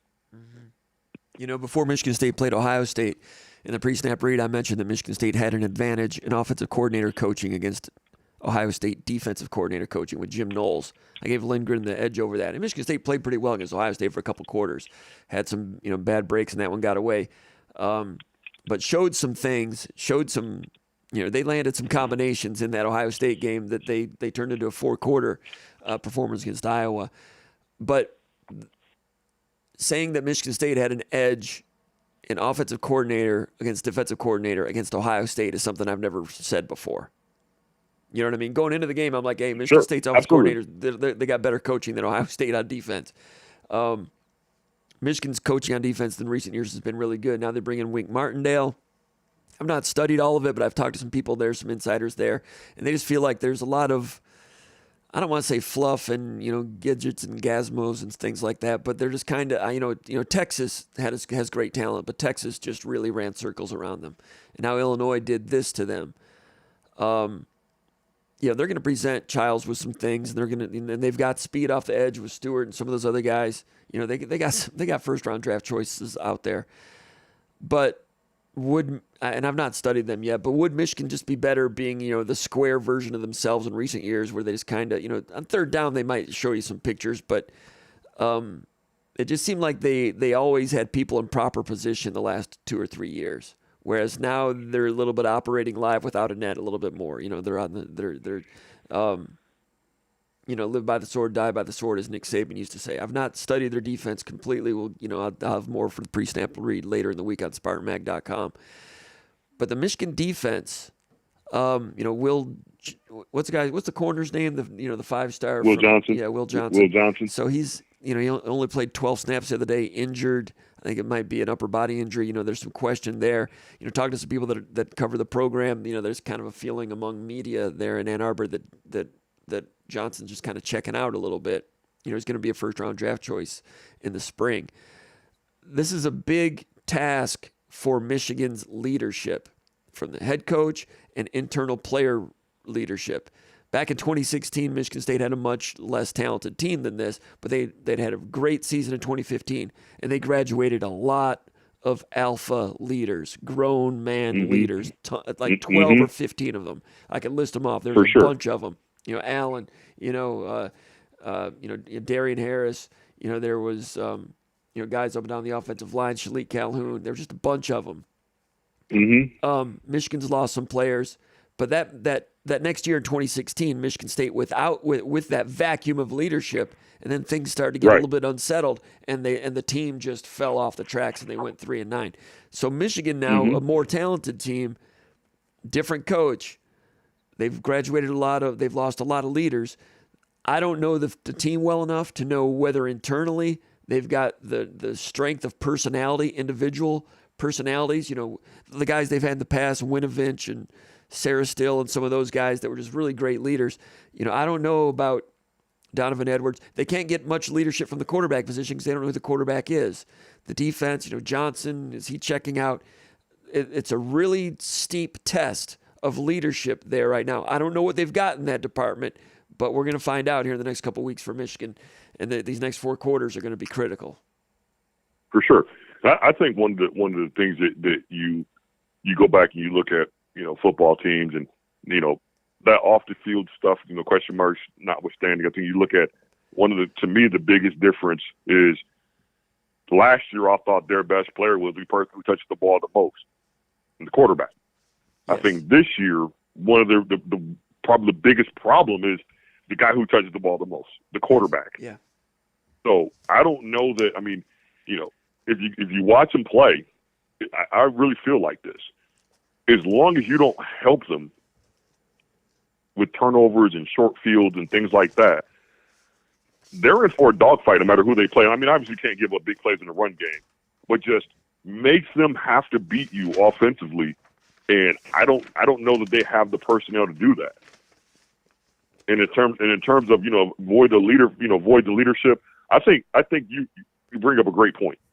And one of the things that I'm thinking about is when you're a guy that you're everyone's telling you you're a first rounder. Mm-hmm. Everyone's telling you you're a first rounder, right? How much are you really willing to invest when this thing starts to go the other direction? At what point do you start making business decisions? Mm-hmm. I'm a little nicked up. We're the playoffs are out of the question. Do I want to play? I already won a national title last year. Do I want to risk injury? Do I want to risk harming my draft stock? There's a lot of things that these young men are going to have to make a decision on, and it's a lot easier to do those things when you're on a good team. Like, hey man, we're playing for something. I don't know if these guys are going to check out. I don't know what the mental makeup is, but I do know this. At some point, that's got to start creeping in your mind. Especially when you see, Will Johnson has injuries. I heard he has a toe issue now, and okay. Left tackle is out. I mean, you just start seeing these guys. Is left tackle still out? Hinton, is he still out? I don't know. I don't know if he's still out now, but he's been out. And I think the D lineman Hinton's out. These guys are going to be playing on Sundays, and I don't know how much they're going to risk it. I don't know, but I'll tell you this: if there's any doubt that if they're instead of playing at 100%, they're playing at 85. That ain't good enough this weekend. Right. You know what I mean? Yeah. Hinton is the left tackle, and the guy that's replaced him, number 79, has really struggled the last 2 weeks. He looks like a Michigan State second string left tackle. Nothing against. What's 15's last name? What's 15's last name? I know he's out too. He was out with an ankle. DN, really good pass rusher. He was out.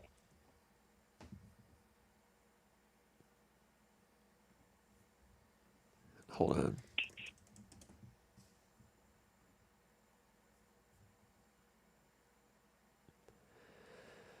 I don't know. I've not studied them yet. I know Stewart is a good player, number 0, coming off the edge. But 15's a good pass rusher. He's been out with an ankle. Ernest Hausman.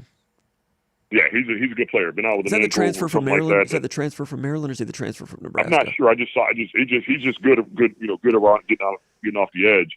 Now he's been out, and at some point, and listen, I can't say that I would blame those kids, man. Like this is you got first round ability, and you're injured and you're getting hurt. I mean, I don't know that I risk that. So we'll see. We'll see what how many of those guys are in and at what point. Because look, if we get in there, we go up 14-0, 17-0 pretty quickly. How much does that hamstring hurt you? How much does that shoulder hurt you now? So we'll see. Like you said, it's going to test that leadership. We're going to see what the mental makeup of that team is, and it's a lot of fun when you're putting on those glasses on the sideline and posing for pictures and all that when you're winning. Let's see what you're made of now. When you really got to dig deep and come out and perform. Yeah, and at defensive tackle, Grant and Graham are outstanding, but they're logging a lot of snaps, and the defense is staying. And we're getting into the tail end of the season too. I mean, this is week 9. Plus 5 weeks of camp. Those legs start getting heavy. And last year, Michigan was so good on defense that they would play games and only play 45 snaps because they were just getting people off the field so quickly. Now they're playing more snaps. Rayshon Benny, second-string defensive tackle, did not play last week. So that as I'm looking at it from 10,000 feet, I think that meant even more snaps for Grant and Graham. In an Iowa game that was pretty physical, I know 92 Iwana played more than he had been playing, but they're dipping into it a little bit more without Will Johnson. Michigan had several pass interference flags. It seemed like some panic pass interference infractions. It's a new coordinator there on defense, among other things.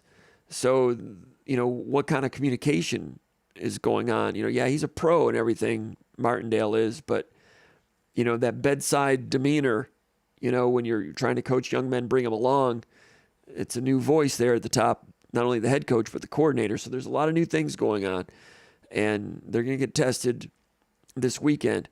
So as far as the other side of the ball, what do you make of this whole quarterback situation? We got another question here in the mailbag that was a good one, and I didn't really know how to answer it for a moment or two. He says, let me find it exactly. Okay, it's from New Jersey Sparty. He says, Comp, I'll throw this to you also, Ron. If you were Joe Rossi, Michigan State's defensive coordinator, which Michigan quarterback would you like to see play for Michigan? What do you think, Ron? I would. You know what? I'd probably prefer Orji. Yeah, that's what I wrote down also. I probably would prefer Orji, mainly because as a defensive coordinator, your first thing is to try to make a team one-dimensional. Exactly. And when you put that guy out there, they've kind of done that for you. Yes. So as long as there's not any fluke plays or anything like that, you kind of know what you're going to see. And then it just becomes, win up front, tackle, get guys on the ground. If you got a quarterback that can occasionally hit one, you might get lucky and a guy might slip and fall and you hit one. Yeah. Yeah, Tuttle's almost like a streak shooter where he can put together a few good passes like he did against Washington when he rallied them in the second and third quarter. Orji started against Washington. They fell behind 14-0, was not playing well, had a couple of passes batted down at the line of scrimmage, came out, never went back in. And last week did not play. And I was listening to the broadcast, and I thought the radio broadcast, and I thought they said something like this is going to be Tuttle's game from start to finish. They didn't say it in those words, but the insinuation I got was that they were sticking with Tuttle. They were not going to go back and forth with Orji. And I was just catching it in passing, and I was like, does that mean Orji was hurt? But no, they were just going to stick with Tuttle, maybe for better or worse. I don't know. But Orji, part of my thought was, okay, if I'm coaching Michigan, and of course they know way more than I have. I've only watched some of their plays and some of their games. I watched a lot of their plays and some of their games. I've not watched everything. But I'd be inclined to say, okay, our last really good moment was beating USC. Let's go back to that. We're going to run the ball. We're going with Orji. Then you pull up the box score, and against USC, I forgot that Orji was 7 out of 12 for 32 yards throwing. Michigan rushed for 290, and they were beat except for that 65-yarder that Mullings had, which number 12 for USC was the worst tackle attempt I've ever seen at a meaningful moment in a meaningful college football game. I don't know his name. I don't mean to rip him. I'm sure he got some of that back in Los Angeles, but I could not believe how poor of a tackle attempt that was. Anyway, he gets out, to his credit. Michigan, they go and they score and they get the game-winning touchdown in a 2-minute offense by running the ball. When Mullings got loose for that long, do you remember that play against USC? I do. When I saw him get loose on that, Michigan is down by whatever it was, 6 points, whatever it was, with, I don't know, 1:30 left, and they run the ball. Remember that? It was, yeah, there was to me, it felt like a give-up play. You know what I thought? When he started running, I'm like, this looks like Levi Jackson against Ohio State. Yeah. I'm like, how are you beating a team with a running play 80 yards from the end zone? But they did. For sure. And he almost went the distance on that, but it turned out it was better for Michigan that he didn't, and they ended up eking it out on Right. fourth down scoring. Credit to Mullings, and they got that one done. But the quarterback situation, I'm inclined to say go back to what you did against USC and run the ball. They rushed for 290 that day, but Orji, like you said, Orji was one-dimensional. Personally, and this is just my opinion, if I am Michigan, here's what I'm doing. I'm going with Orji, and I'm running the football, and I'm betting, and here's what I'm going to do. I'm going to say, hey, Michigan State, if you can play a clean game and that quarterback not turn it over, you're probably going to beat us. But we think that we can get a couple from him and play short field, because Orji's not going to turn it over. He's not going to throw a ton of picks. Because what they can't do is they can't have any turnovers either. And I think it's probably more detrimental to that offense to give up short fields. And Tuttle's had that Because problem. He had that fumble against Washington, had a fumble in the red zone against Illinois, and also an interception either inside the 20 or inside either their own 20 or the other 20. Tuttle has turned it over. Guys were throwing it. Those other guys were spraying it around the yard to the other team.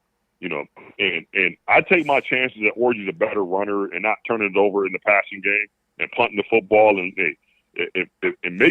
make us have to make plays on and go to long. You know, trust that defense that they're going to get enough stops, get off the field, and make us go the length of the field. That would be my approach. I'm not trying to, because think about this. I'm not trying to get in the passing game with Michigan. If I'm Michigan, I'm not trying to get in the passing game with my quarterback versus Jay Childs. Right. You see what I'm saying? Absolutely. So we're going to eliminate that, and we're going to play a run game. Hopefully, you know, if I'm them, I hope for really bad weather, and see if we can win the kicking game and run the football, put the game on our O-line, our D-line, our backs against Michigan, against our O-line, our D-line, our backs. Man. I'm not going to have this be a quarterback game. When have we ever said that bad weather helps Michigan in this game? Man, shrink the game. Man, I'm telling you, I wouldn't snap the ball with over 10 seconds. I'm shrinking this thing, and we're going to make it a you know, if we win this thing, you know, if I'm them, we win this thing 9-6. We'll take it. It's supposed to be cold and clear on Saturday, high of 59, low of 39. So it's going to be a night game. It'll be in the 40s. That's something else Childs is going to have to get used to. I think that the rain in Boston bothered him a little bit. That's a Southern California guy. They got some of that in Oregon, but he didn't play in it a whole lot. But he's getting acclimated to it now. But it's not. Right. It's still a process. You know, Yogi Roth does a really good job. Big Ten Network, Pac-12, formerly a Pac-12 expert, former player. You know, I heard him early in the season. He was surprised that Orji was having these problems because he had went and watched practice, and he said Orji was doing a good job with his throws in practice. I know that's just practice. So I'm wondering if there is a decent quarterback in there somewhere with Alex Orji. I know he's really struggled mightily. I don't know. But as far as Tuttle goes, you know, Tuttle came off the bench and rallied them against Washington second and third quarter and made some nice passes, including, you know, one or two on the run. It looked like like a season changing type of moment. Then a couple of turnovers late, and then against Illinois, a couple of turnovers, couple of mistakes, thrown it into the ground, just inaccuracy. And the thing I don't like about Tuttle, if I'm Michigan, is you can see it on his face. When something goes bad, he doesn't flush it. He's angered by it, and you rarely see good quarterbacks react like that. I've never seen a good quarterback react like that. So I'd be worried about his psychology and his emotions because a lot's on his shoulders, and he's mad at himself, and how much finger pointing is going on internally, and like you said, the crowd. You know, I mean, how quickly they trot Tuttle out there, and he throws one. You know, Chuck Brantley houses that thing. Does that crowd, and then they trot him back out there. Does that crowd start booing? How many 3 and outs does he get before the crowd boos? Yeah. Because there's one thing that having Orji back there does give you is QB run option. Yes. You know, and not just QB run out of call plays, like QB scrambles. And in these kind of games, you know, QB scrambles, those are to me those are multiplier yards. You know, it's like Foster Lawyer having 16 points in a tourney game. You don't account for that. You know what I mean? Mm-hmm. Right. So you heard anything? Are things quiet over there? What about you and your Spartan dogs? What's the word this week? What are people? I think guys are, the usual. Guys are. The line's still in the cage. I think by Thursday afternoon, you guys will start getting revved up and ready to go for it. This one's always tough to keep calm, and especially with some of the stuff that's taken on. I think guys really want this one.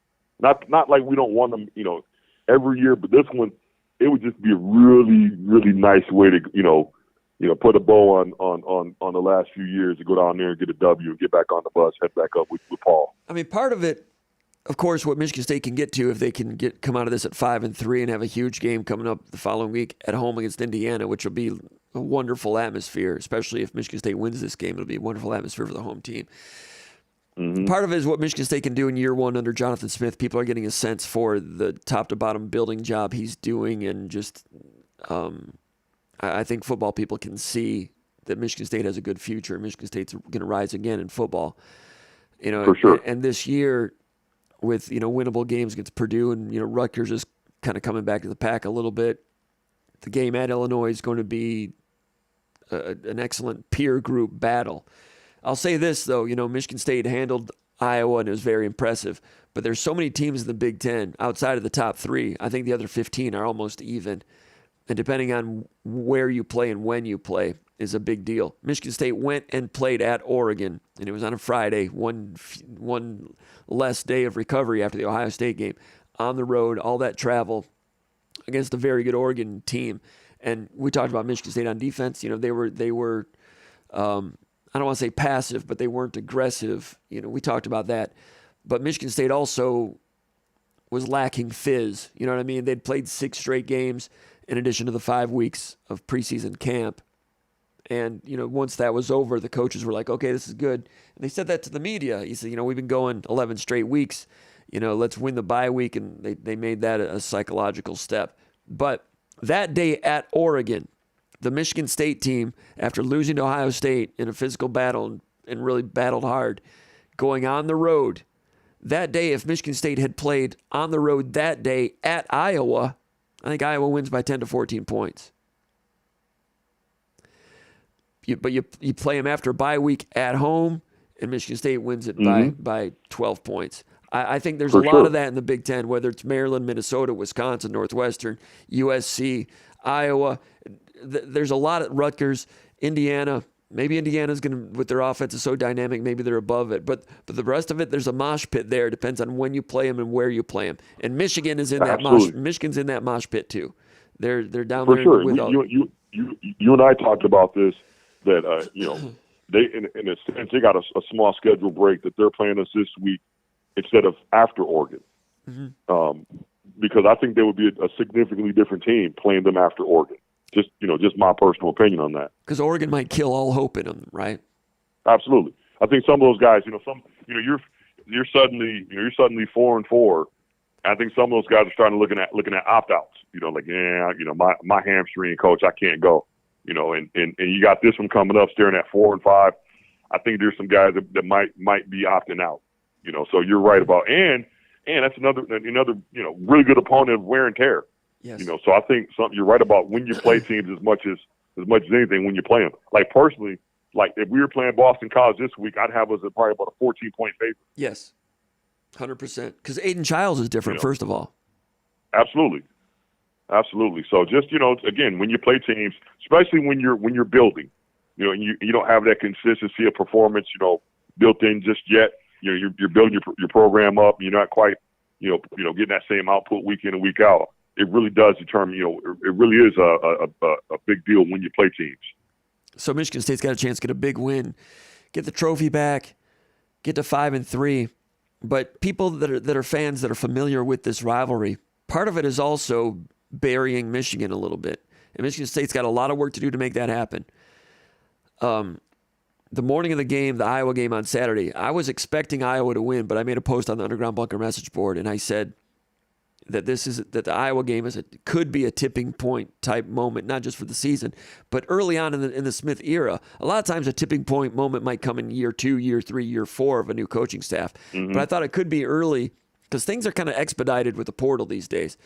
And I wasn't predicting it, but the point I made the morning of the game, I said Michigan State's football universe could look entirely different in 8 days, based partly on what Michigan State does against Iowa, what Michigan does at Illinois, and if Michigan State comes out of this, and if Michigan continues to struggle, and Michigan State can maybe win at me, all those things. And 2/3 of that have happened. Now, if you win at Michigan, not only does your program get a boost, but the in-state rival, and you measure yourself against them all the time, you're knocking them severely off the tracks. Absolutely. The double-edged compound interest you can get from Michigan State by winning this game is monstrous. It builds what Jonathan Smith is building, and it casts further doubt into what's going on in Michigan. Now, Michigan State has a lot of work to do. It's going to be difficult to win. USC couldn't get it done there. Minnesota couldn't get it done there. Michigan State has to avoid turnovers and penalties and all those things. Everybody knows that there's a lot of work that needs to be done. And Michigan, I would assume, they've got a lot of talent. I would assume they've got a lot of pride, maybe togetherness, to rise up and play really well. And it won't surprise anybody if Michigan goes ahead and wins. They're favored.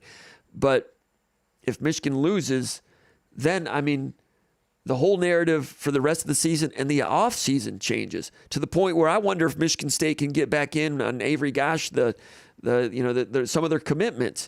Kanka, the defensive tackle from Howell.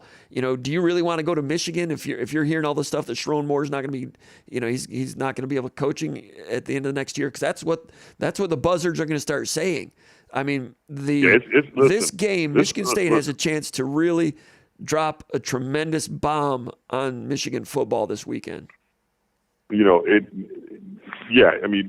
at what happens. You come out and you have all these expectations. You have,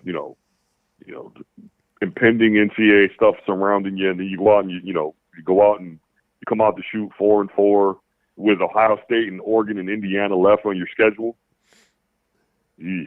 If Michigan loses this game, they're probably going 5-7. With with 3 embarrassing losses coming, I would think. If they can't win this game, the way Indiana's scoring on people, the way Oregon's playing, the way Ohio State's going to be at the end of the year, if Michigan doesn't win this, they're going to go 5-7. Right? So think about it. That's a lot of pressure. A lot of pressure. It's not just beat Michigan State. It's saving your season. So I expect trick plays early, fake punts. They're going to come out and throw everything at us early. And to me, that's great. Are you sure? I think it's going to be the opposite. They went to Illinois and they threw it a lot early. And Sharon Moore said after the game they felt like they wanted to take some deep shots and do what you just said. And they got behind 14-0. They went back to the run with Mullings, had their best drive of the game, cut it to 14-7 at half, and that looked more like their best mode of operation. I'm not really sure. I don't necessarily mean deep balls and all that kind of stuff. I just mean, any kind of trick plays, I would be ready for them. If I'm advising I'm coaching, I'm telling the defense, alert trick plays, because they got it, especially if they come out, we stop the run in the first series or two, they're gonna have to manufacture some points. So I'm, jet sweeps, double passes, especially personnel. Look, if I'm scouting these guys, I'm looking at who were the former quarterbacks that are playing receiver now, they're playing running back now, because I'm telling you, trick plays are coming in games like this. If you could steal a touchdown, you could steal a big play. They're the home team. Get the crowd juiced up. They're going to have to manufacture points if we don't help them. Mm-hmm. And to that point, Samaj Morgan, their wide receiver, dynamic little athlete, good return man. Michigan State's coverage units were not great against Iowa, and I mentioned in the pre-snap read that Iowa has an edge in the return game, and Michigan State was flirting with disaster a little bit with kickoff returns against Iowa, managed to get him on the ground. But Morgan is a guy that can turn in a difference-making play with punt return. I'm pretty sure he's the punt returner. So things like that, if Michigan State is the better team, and Michigan State's going to be better at quarterback, and that's a big part of this. And for sure, better at wide receiver, I'd say. I think Morgan is good, but Michigan State's better at wide receiver. So if the trenches are somewhat even, which is possible, and then Lindgren against Wink Martindale. I'm taking Lindgren. I know Martindale was an NFL guy and all this stuff, but I think Lindgren is good. I think he's a future head coach. I think Rossi's a future head coach. And that's one thing about a 45-year-old head coach like Jonathan Smith. he's got a couple guys right there that he's attracted to his program that I think are future head coaches that are in, younger guys coming around, and that's a sweet spot to have in your staff. I go back to John L. Smith at Louisville, and he had some good teams there when Louisville was like Conference USA or whatever they were. But he had Bobby Petrino on his staff and McElwain and Nick Holt. By the time he came to Michigan State, he was losing a lot of those guys. Hey, D'Antonio was at his best when he had Narduzzi, right? Right. So that's kind of where Smith is right now. He's got a couple of studs at coordinator. And agreed. I don't know who Moore's leaning on right now. You got Campbell, you got, Martindale. I don't know, man. And the Michigan State's got the better quarterback, better receivers. I know Michigan State's underdog, and I can't believe we're talking like this. They've got a lot of work to do. And if Michigan wins, they'll be like, yeah, Michigan State, they thought they're talking big like they're going to win. I'm not talking big like I think they're going to win. I'm just talking like Michigan's got problems and Michigan State's ascending, and Michigan better win. Mm-hmm. Michigan had better win this game. Like I said, it's just where the programs are headed. You know what I mean? If you just look at what they have going on over there again, but it's all a week to week thing, isn't it? You know what I mean? Yes. We go out there and win, and we get to feel good for a week. And then we have to do it again. But I just think if we can get that performance up front and win the collisions. I'm telling you, and this more so than any other game. Yes. This game right here, you want to win collisions, you're going to win the game. Win the collisions with proper leverage, right? Yes. Win the collisions with proper leverage. Be sound. You're going to win the game. Limit the explosive plays that they make. Limit the mistakes.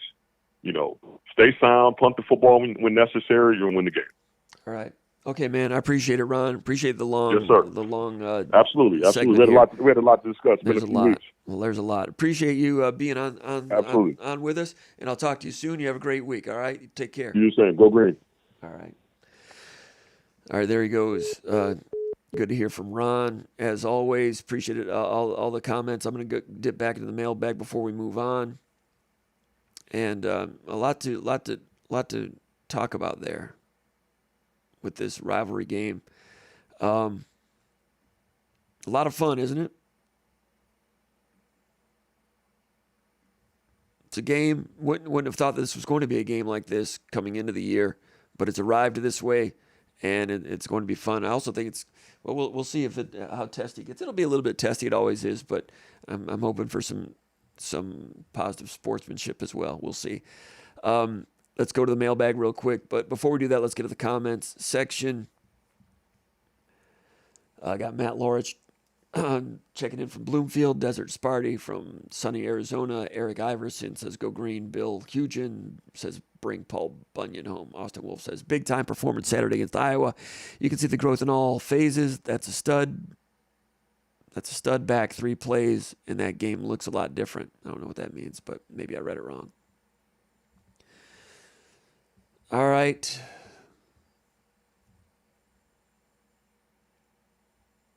Byron Bola, good. It's great to hear from him.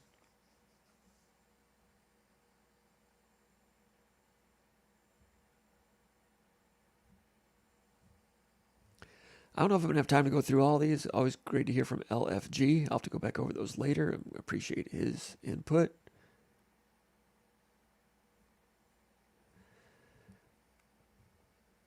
Yeah, I don't think I'm going to read all these, but appreciate all the posts. I see Les Austin is from the other side, which is all right. Seems to be behaving himself pretty good.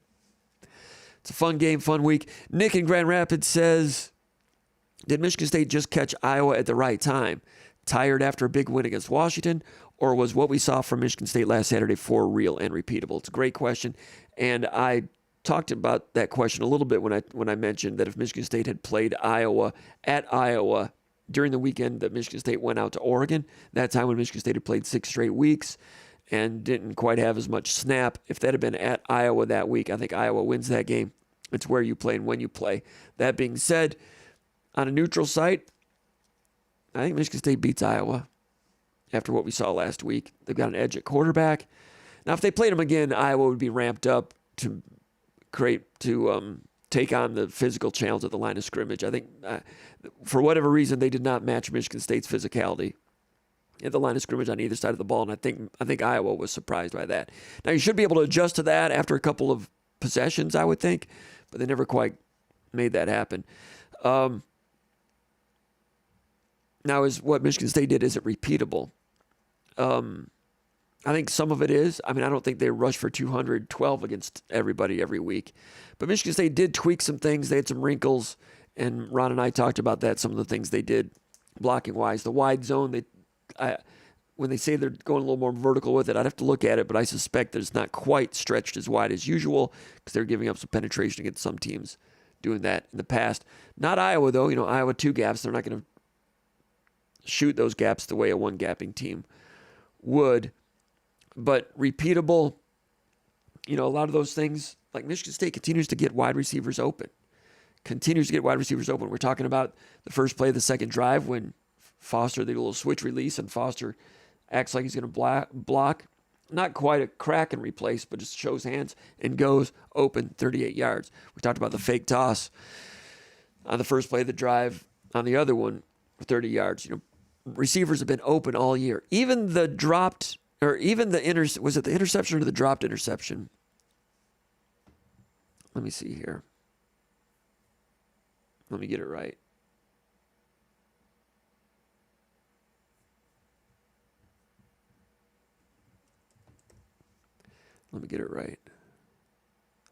The first drive, Nick Marsh, slant, gain of 19 when they showed press and walked it back open. Didn't have to beat anybody, but he's on time with it. First drive, Michigan State gets down there, 3rd and 5, throw an incompletion, kick a field goal. That's part of Michigan State's problem. Red zone, it was one. They get a 3rd down stoppage, kick a field goal. But on that one, had a snag concept over on the short side, curl flat in a corner. On the other side, Foster was open on a slant. And I don't know if the progression should have been differently. I mean, Childs is still a young guy. No quarterbacks are perfect. Ends up escaping a coverage sack, throws it away, kick a field goal. But Foster was open. And I'm not talking like way on the other side of the field. Sometimes receivers are open on the other side of the field because they're kind of left out there because everything's going on over here. It was a slant. And it was, I think he was open in the zone windows. He was open. Even on that 3rd and 5, throw it away near sack, receiver was open. Second drive, stutter and go 36 yards. Talked about that a moment ago. Next play, they did that thing where rather than bootleg and roll, they kind of fake a pass and roll. It's called a dash, and that's worked for them on an out route to the field. They do it once a week, and it works every week. It didn't work in this one. And they didn't run an out route. They had an over route with Velling. And Velling was open. That was the play when Childs threw the ball to number 30. What's the guy's name? Schulte, the safety.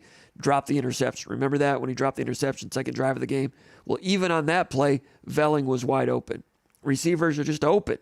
That was dash, over route, and he was late and then threw it behind him. On the interception, it's cover 3, and there was no one open on that one. Was that a 1st and 10? I don't know. But contrast that to the previous few years. Michigan State has had trouble getting wide receivers open. But not this year. Repeatedly, they've gotten guys open. That's when we talk about Michigan State and the offensive coordinator, the wide receiver coaching of Courtney Hawkins, the way they lean into a defender before going to daylight on the touchdown. Montori Foster, 19 yards on his cover 3, like leaned into him like corner or post, went to the corner. Guys are open. So repeatable. When I see that type of thing week after week after week, there'll be games when defenses have too much personnel, too much talent, and they lock everything down. But I think we're seeing a trend here with receivers being open. And Demetrius Martin, Michigan State cornerbacks coach, coached against Lindgren and Jonathan Smith for a number of years in the Pac-12. And he said, hey, when we used to coach against them, they make you defend every blade of grass on the field. And we were kind of seeing some of that. And they had a pretty good day of offense against Iowa. Now let's see what they do against Michigan. Tough atmosphere, potentially. They've played in a tough atmosphere at Oregon. Had some struggles, but came out of it for the better, I would imagine. Repeatable, long story short, I'm not expecting 212 yards rushing this week, so I don't think that's repeatable. But good, solid, functional, physical offensive line play, guys on the same page, yes, I think they've harnessed something there. And that was missing the first 6 games, and it made the entire operation, the entire team look different. Question 3. Freeland Spartans says Mooby mentioned that he saw some things at the linebacker level, the defense, some tweaks, and didn't elaborate. We elaborated a little bit on that, but one point I'd make about that is the fast flow linebacking. Like I said earlier, Michigan State was flowing quicker as linebackers because the offense was one-dimensional. As far as other changes, Michigan State played more shotgun formation against these guys, Iowa. And part of it was to utilize the pull game, the zone read keep game at the quarterback position, which is harder to do if you're under center all the time. And it worked pretty well. Double teams got movement, and single team, zone blocking, not double teams. They were getting more movement on those, getting out to the linebackers. That was all better. All right, question 4. Someone asks about Cam Ward. We'll wait and see. He's supposed to come into Michigan State today, like right now. We'll get to that later. New Jersey Sparty, we talked about that question. We talked about the question from Sola and Westland. All right, last question before we wrap up.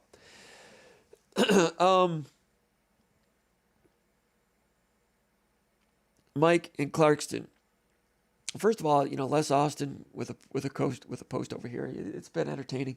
He says Michigan just landed a 5-star, talking about an offensive lineman from Missouri or Kansas or something like that. Top 30 type of guy, looks pretty good. He says, stop with the BS narrative. You all selling hope and news. Actually, I don't know. I mean, we'll see. I mean, he's a high-ranked offensive lineman. That is a good get for Michigan, and Sharon Moore, former offensive line coach, you would think he'd be able to recruit well at that position, and he is. So they've got that one for now. We'll see what the program looks like in a few weeks. They'll recruit well this year probably. There's a lot of talk about them going out in Portnoy, throwing up $3 million for Bryce Underwood. And, Portnoy's in a panic.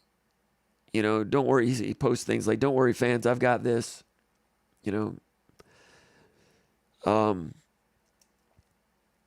That's good, that he's willing to put up money for a quarterback, but for the program, it'd probably be better if he did it behind the scenes and kept it quiet because it's public. That puts a little pressure on Sharon Moore to accept it and acknowledge it, and other quarterbacks in the system, the 4-star they've got a commitment from.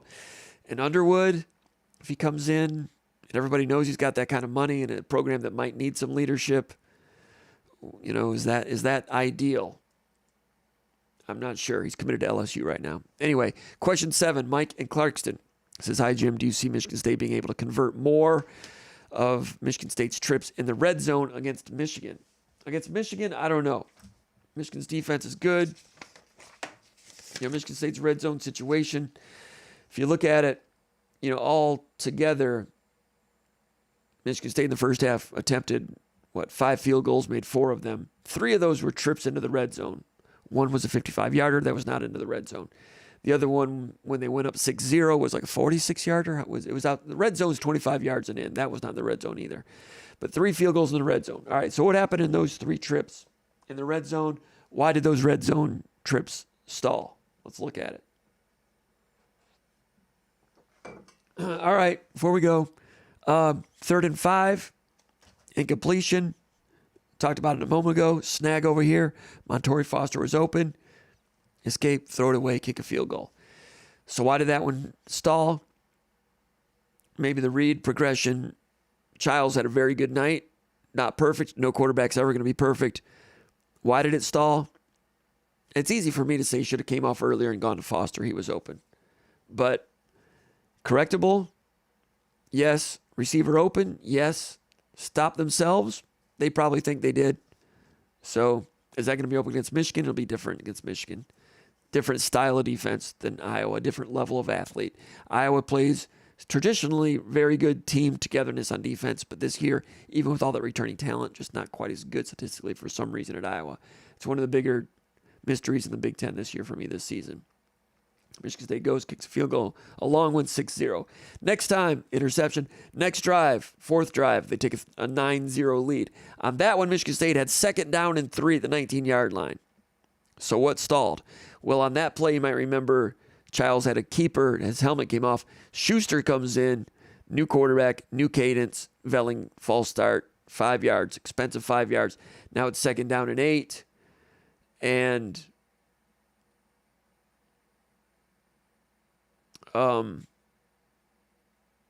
they ends up being 3rd and 3. Michigan State runs off left tackle. They gain a yard. I've not looked at that play again to see what Michigan State did on that 3rd and 3 to only gain a yard and why it failed. I've not studied that play, but that's a big play in this whole red zone thing. That 3rd and 3. And I don't think my notes during the game, I don't think it was conclusive there either. I'd have to look at it again. I got to get going here in a second, but I could call that one up. I'm kind of curious about it. Yeah, shotgun off left tackle. I'm going to look at it right now. I think I've got it here. You guys won't be able to see it for copyright reasons. No, I'm not going to ask you guys to sit through that. Plus, I got to get going. Anyway, the run game was good all night, but on 3rd and 3, they only gained 1 on that play, and that's one I've got to check out to see what happened there. But now it's 4th and 2. I'm sorry, then it was 4th and 2. Michigan State's up 6-0. They've been controlling the game. Good decision, in my opinion, to just kick a field goal there to go up 9-0, because the difference between a 6-0 lead and a 9-0 lead is more than just 3 points. If I have to explain it to you, you probably still won't get it. Get it to a 2-score game, even though it's early in the game, because you go for it and you fail, they score, you've been dominating the game, and you're down 7-6. Make it a 2-score game, go up 9-0. I agree with that. Now, if it hadn't been 6-0, if the score had been something else, I think Michigan State on 4 and 2 there would go for it. 4th and 2 there would go for it, and maybe Michigan State's red zone situation might look a little bit better at the end of the night. I don't know. Next time Michigan State got it down there, they're up 9-0. They kick a field goal to make it 12-0. On that one, it's 4th and 2 at the 6-yard line. And they are going for it because at that time, the risk reward, if you go for it, you get a touchdown, you go up 16-0 instead of 12-0 is a bigger difference. It behooves you to go for it there on 4th and 2. They're going for it, and Baldwin, false start. So now it's 4th and 7, kick a field goal. A moment earlier on 3rd and goal, it was 2nd and goal, and Baldwin was beaten inside on that immediate penetration we talked about earlier. The defensive tackle went with a 1-gap, swam, penetration, loss of 4. So that's why that one stalled. Down there in the red zone, lose 4 yards, ends up being 3rd and 10. So Baldwin had a pretty good game, but had that hold right there and then got beat on that one. It's the only play of the whole game where Michigan State had one of those negative plays. Had a lot of them in the first 6 games. I wonder if Michigan will be going with more 1-gapping now to try to test Michigan State in what had previously been a problematic area. So after that loss, you end up with 3rd and 10, and they throw that slant. I think it was a slant to Marsh. Remember when they threw it to Marsh inside the 10-yard line, and he gets tackled, makes a move, and almost scores? So if he keeps his balance there a little bit and scores, then you don't have a red zone problem there either. I know ifs and buts, candy and nuts, whatever. But it's 4th and 2, false start. Kick a field goal. Prior to that, 3rd and 10, Marsh almost gets loose. So even though it's a red zone failure, it's not like they're totally inept in there. Iowa probably felt like, man, we got away with one there. Kind of dodged a bullet. So in the first half, Michigan State 0 for 3 in the red zone. One, Foster's open, they don't go to him. The other one, false start with Schuster in there with different cadence. In the 3rd and 3, gain of 1. And the other one, 4th and 2, going for it, false start. Prior to that, Baldwin, negative play. And 10-yard line, Marsh almost scored. Huge problems. I know red zone's been a problem all year. First half, got a 12-0 lead or whatever it was. Still frustrating because you're leaving them in the game. They dominated that first half. First half, first downs, Michigan State had 15 first downs. Iowa had 2. All right, second half, Michigan State basically has 3 red zone trips. They score 2 touchdowns. Touchdown opening drive. Then they hit the 55-yard field goal. They're not in the red zone of the 55-yard field goal. Get it back. And then touchdown again on